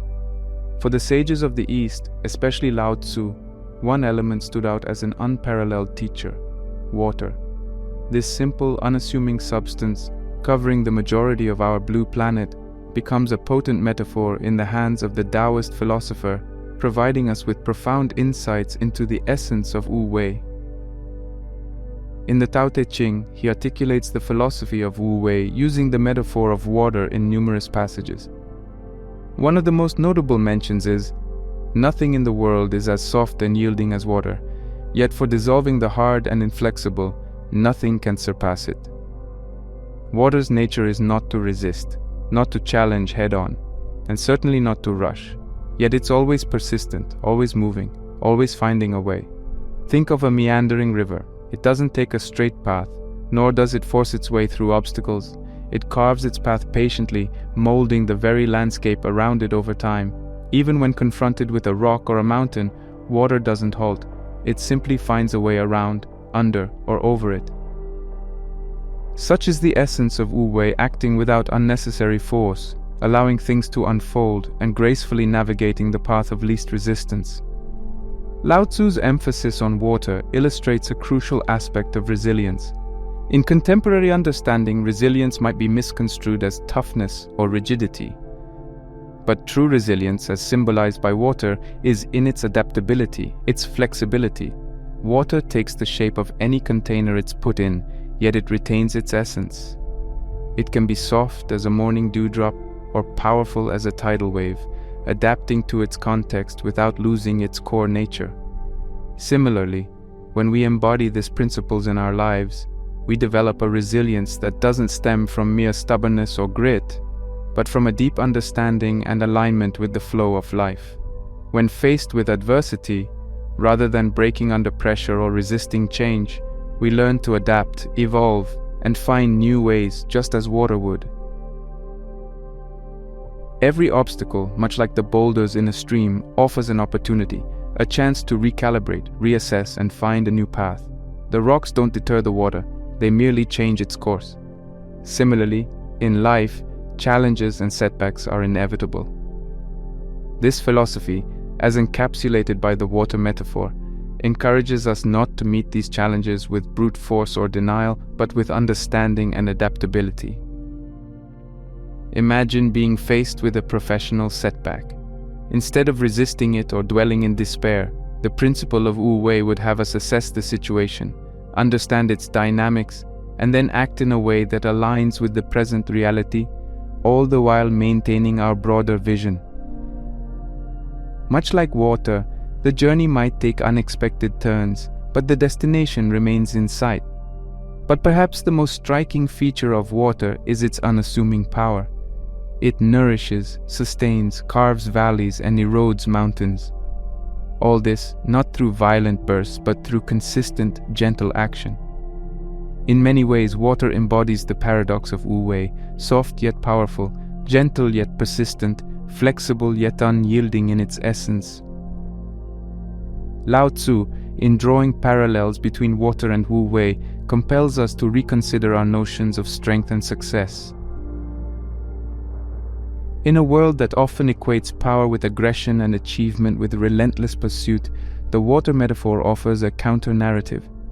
It speaks of a strength that is not loud but profound, of achievements not born out of strife, but out of harmonious alignment. In embracing the teachings of Lao Tzu and the wisdom of Wu Wei, we are not just adopting a philosophical stance, but a way of life, one where we respect the flow, understand the power of persistence, recognize the strength in softness, and above all, trust the journey. For in the end, like water, we will find our way, shaping paths and carving destinies, one gentle ripple at a time.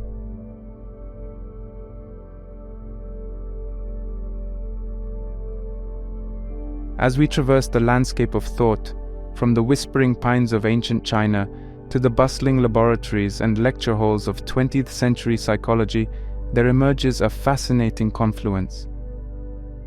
The wisdom of Wu Wei, as it meets modern psychological understanding, finds a vibrant echo in a term that's piqued the interest of thinkers, athletes, artists, and professionals alike: the flow state. Mihaly Csikszentmihalyi, a pioneering figure in positive psychology, introduced the concept of flow to the wider world through his groundbreaking research. He describes flow as a state of complete immersion in an activity, wherein an individual is so engrossed that everything else seems to fade away. Time appears to warp, self-consciousness diminishes, and all that matters is the task at hand.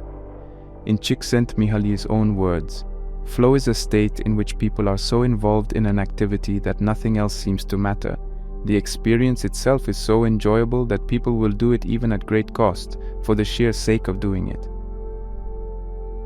At the heart of both Wu Wei and the flow state lies the concept of effortlessness, not in the sense of lack of exertion, but as a harmonious alignment that removes the sensation of strain. When one is in a flow state, there isn't a feeling of trying hard. Instead, actions and decisions arise spontaneously, guided by intuition and experience. This mirrors the teachings of Wu Wei, where actions are in alignment with the nature of the self and the universe, transcending the realm of forced effort. Present moment awareness is another common thread weaving through both philosophies. In the flow state, individuals are deeply anchored in the now. They aren't distracted by past regrets or future anxieties. Every ounce of their attention is riveted on the present task. Similarly, Wu Wei emphasizes the importance of moving with the natural rhythms of the present moment, unburdened by the weights of past and future. The environment and our alignment with it play a pivotal role in both concepts. In Csikszentmihalyi's flow, an individual's skills are perfectly matched with the challenge at hand. There's a harmonious balance where neither boredom, from a task being too easy, nor anxiety, from a task being too hard, can prevail. This equilibrium resonates deeply with Wu Wei's call for aligned action, where one acts in harmony with the external environment, neither overreaching nor underperforming. A particularly fascinating overlap is the transcendence of the self. In the throes of a flow state, the ego, with all its insecurities and self-consciousness, dissolves. One becomes the action they are performing, be it painting, running, writing, or any other activity.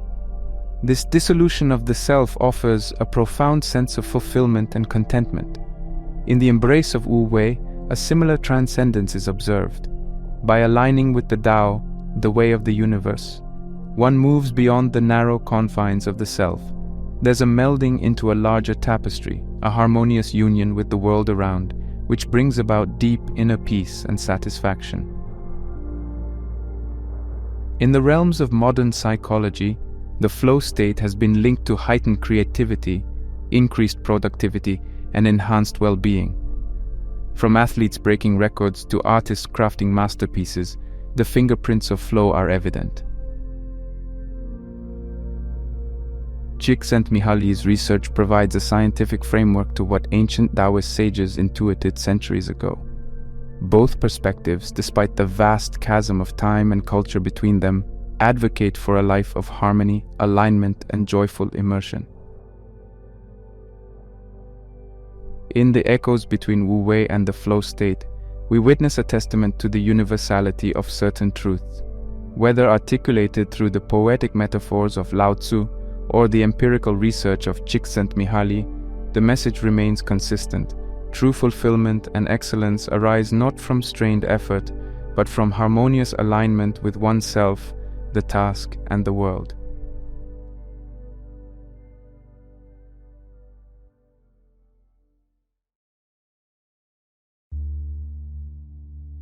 In the vast mosaic of human civilizations, each culture has painted its unique strokes, shaped by geography, history, and collective aspirations. As we shift our lens westward from the tranquil banks of ancient Chinese wisdom, we encounter a markedly different ethos. Here, the drumbeat of doing reverberates with unwavering intensity. But this tireless march, while propelling societies to dizzying heights, also casts long shadows of exhaustion and ennui. Let's dive into this dynamic, understanding its origins, its implications, and its challenges. From the towering skyscrapers that scrape the heavens to the unceasing hum of metropolises that never sleep, the Western world is a testament to human ambition. Historically, this part of the world has lionized the idea of action. The American dream, for instance, encapsulates this sentiment. With hard work, determination, and a bit of luck, anyone can climb the ladder of success. It's an ethos of manifest destiny, of conquering frontiers, both external and internal. Renaissance Europe saw a burst of creativity and exploration, celebrating human potential and individualism. The subsequent Industrial Revolution further entrenched the idea of ceaseless productivity, with machines and men working round the clock, transforming societies and economies. In the modern era, this celebration of action has found new avatars. The Silicon Valley startup culture, with its hustle hard mantra, the self-help industry's emphasis on goal setting and achievement, and even our social media landscapes that reward constant engagement all echo the same message: to be is to do. But like Icarus, soaring ever higher on waxen wings, this relentless pursuit has its perils. The consequences are manifold, affecting individuals and societies at large. Once considered a fringe phenomenon, burnout is now recognized as a legitimate syndrome by health bodies like the World Health Organization. It's characterized by emotional exhaustion, cynicism, and reduced efficacy in work. This isn't merely tiredness, it's a profound depletion of the human spirit. The pressure to be always on, always performing, and always reaching for the next milestone has turned stress into a ubiquitous companion for many. Chronic stress, as numerous studies suggest, has debilitating effects on physical health, mental well-being, and overall life satisfaction. Ironically, the obsession with constant action often leads to inefficiency. The myth of multitasking, the inability to disconnect, and the erosion of deep, focused work means that while we might be busier than ever, we aren't necessarily more productive. The quality of output, creativity, and innovation often suffers in the relentless churn of activity. Amidst the endless hustle, there's a creeping sense of existential void. Many begin to question the purpose of their incessant efforts. Is it merely for material accumulation, social validation, or is there a deeper meaning to life that gets obscured in the blinding dust of constant movement? The Western emphasis on doing has undoubtedly led to remarkable advancements, innovations, and improvements in living standards. But as with all things, balance is crucial. The pendulum, which has swung towards relentless action, might need some recalibration. Eastern philosophies, with their emphasis on being, on harmony, and on aligned action, like the concept of Wu Wei we explored, offer a counterpoint. They invite a reconsideration of our relentless pursuit, suggesting that sometimes in letting go of forced effort, in tuning into the rhythms of nature and life, and in embracing stillness amidst the storm, we might find not just peace, but also a more profound, sustainable, and joyous productivity. As our world becomes ever more interconnected, there's an opportunity, a necessity even, to engage in a cross-cultural dialogue, to understand the strengths and limitations of different worldviews, and weave together a tapestry that draws from the best of both. In this synthesis, there's hope for a future where achievement and well-being walk hand in hand, where the rivers of action and introspection merge, leading us to shores of greater understanding and fulfillment.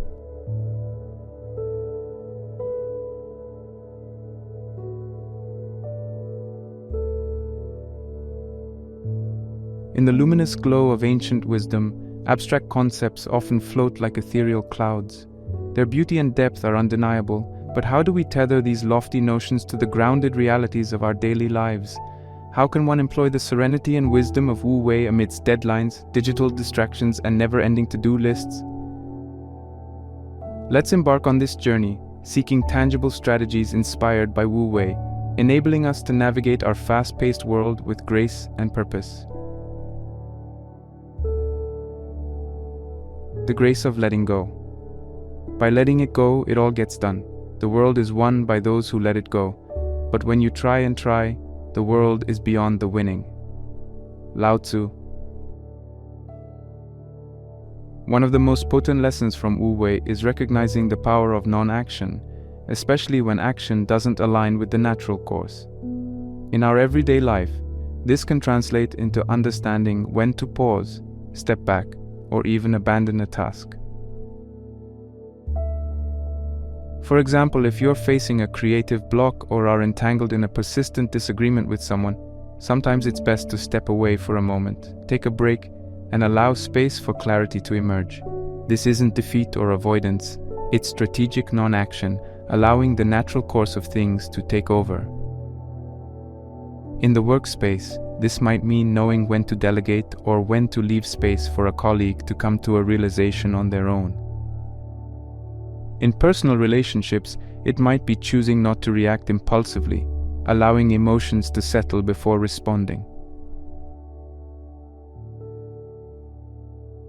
cultivating patience.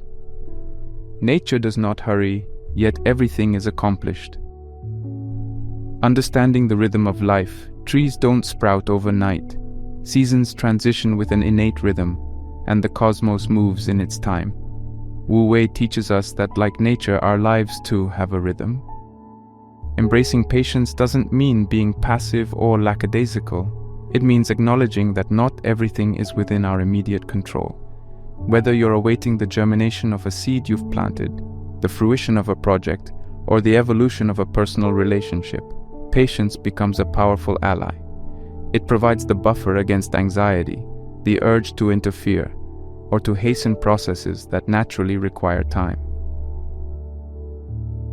In a practical sense, this could translate to not constantly checking for responses after sending an important email, giving space to new team members to adjust and align with company culture, or understanding that personal growth and learning have their own pace, distinct for each individual. The paradox of over-effort. Trying to control the future is like trying to take the master carpenter's place. When you handle the master carpenter's tools, chances are that you'll cut your hand. In our obsession with results, we sometimes believe that putting in more effort, working longer hours, taking on more tasks, pushing harder, will yield better outcomes.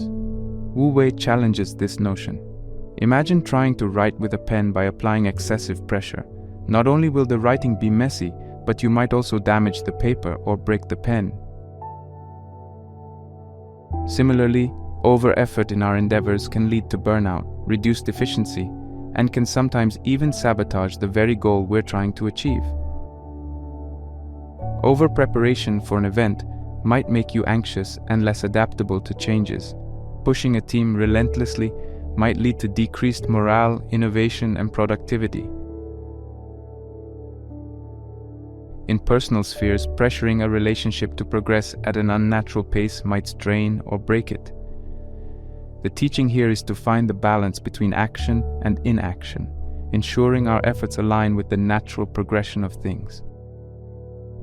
It's about trusting the process, giving our best, but also understanding that excessive force is not just unnecessary, but often detrimental. Embracing the lessons of Wu Wei in our contemporary world might seem like a challenge, but these age-old teachings aren't in opposition to action. They are a refined approach to it. It's about harmonizing with the flow of life, understanding when to act, when to wait, and when to retreat. As we integrate these lessons, we find that the wisdom of the ancients can indeed illuminate our modern paths, guiding us towards a life of balance, fulfillment, and profound understanding.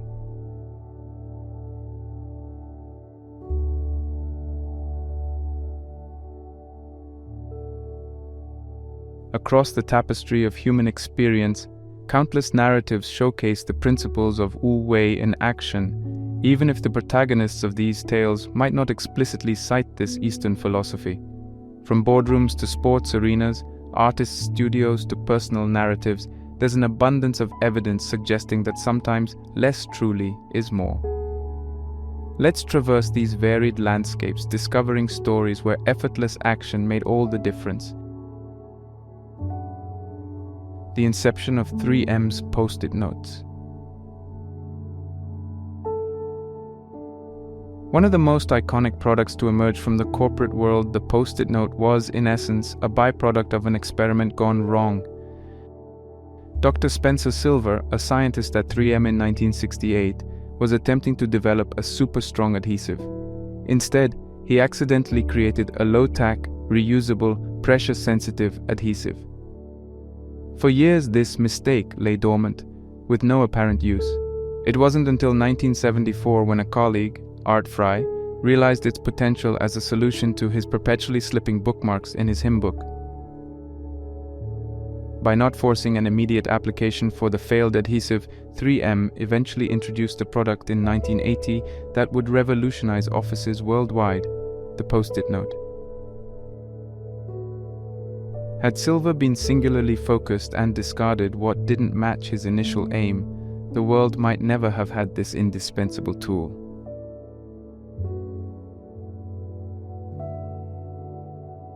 the Beatles' Let It Be. In the turbulent waters of creativity, sometimes stepping back allows the tides of inspiration to flow freely. During a period of internal disagreements and external pressures, Paul McCartney dreamt of his deceased mother who told him, "Let it be." This dream not only inspired the song but also represented a philosophy that McCartney and the rest of the Beatles began to embrace.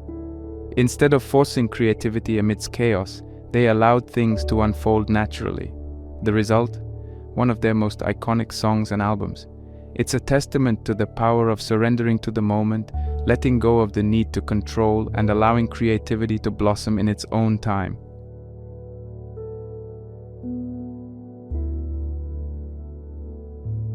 Roger Bannister and the 4-Minute Mile.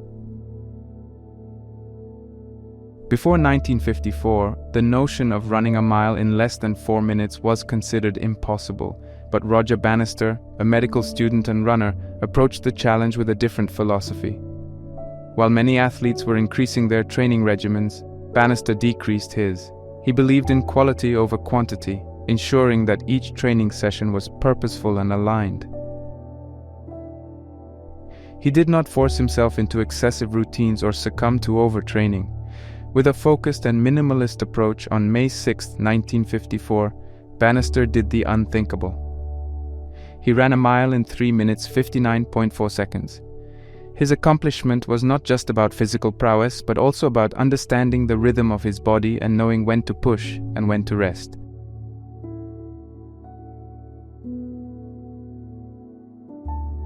The story of Julia and the unplanned journey. Julia, a marketing professional, had meticulously planned a solo trip to Italy. Every hour was accounted for, every site to be visited listed. But on her second day, she lost her itinerary to a sudden gust of wind in Venice. With no internet access and a dead phone battery, she had a choice: panic or embrace the unexpected. Choosing the latter, she allowed the city to guide her. She meandered through alleys, discovered hidden courtyards, experienced impromptu opera performances, and forged friendships with the locals. The trip became not about seeing, but about experiencing. By not trying to control every moment, Julia found herself immersed in authentic experiences that no itinerary could have offered. It was an embodiment of Wu Wei, moving effortlessly with the flow of life. These stories, spanning different domains, echo a singular truth. There exists a magic in not forcing outcomes, in understanding when to act and when to yield. They highlight the harmony that arises when humans, despite their innate desire to control and predict, align themselves with the more organic, often serendipitous flow of existence. Whether in the throes of innovation, the swirl of creativity, the adrenaline of sports, or the unpredictability of personal journeys, the principles of Wu Wei shimmer through, teaching us timeless lessons about balance, patience, and the unparalleled beauty of letting things be.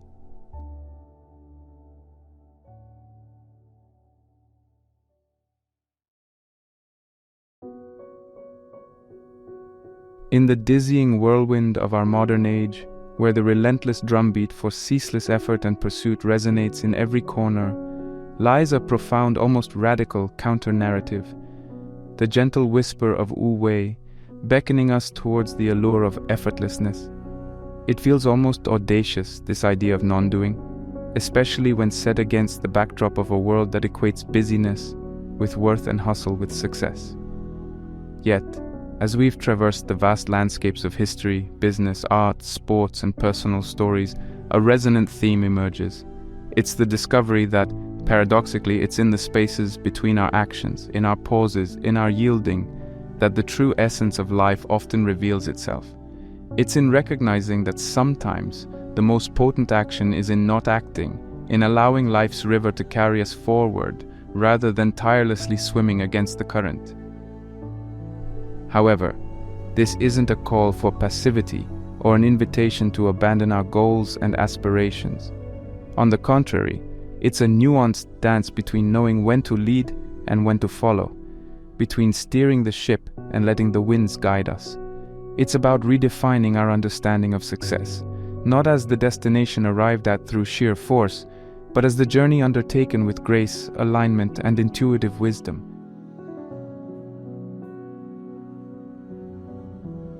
Yet this discourse would be incomplete without your voice.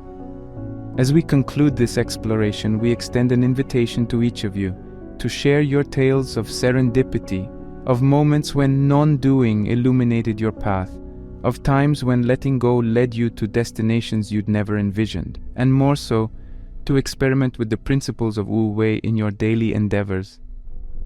For in this collective sharing and mutual experimentation, we not only enrich our individual lives, but weave together a tapestry of experiences, painting a world where effortlessness isn't a luxury, but an exquisite art form we all have the privilege to practice. In embracing Wu Wei, perhaps we'll find that the most profound truths of life aren't shouted from mountaintops, but whispered in the silent corridors of understanding, waiting for those willing to listen, to discover. Let us embark on this journey together, carving paths illuminated by the gentle glow of effortless action, and in doing so, redefine the contours of a life well lived.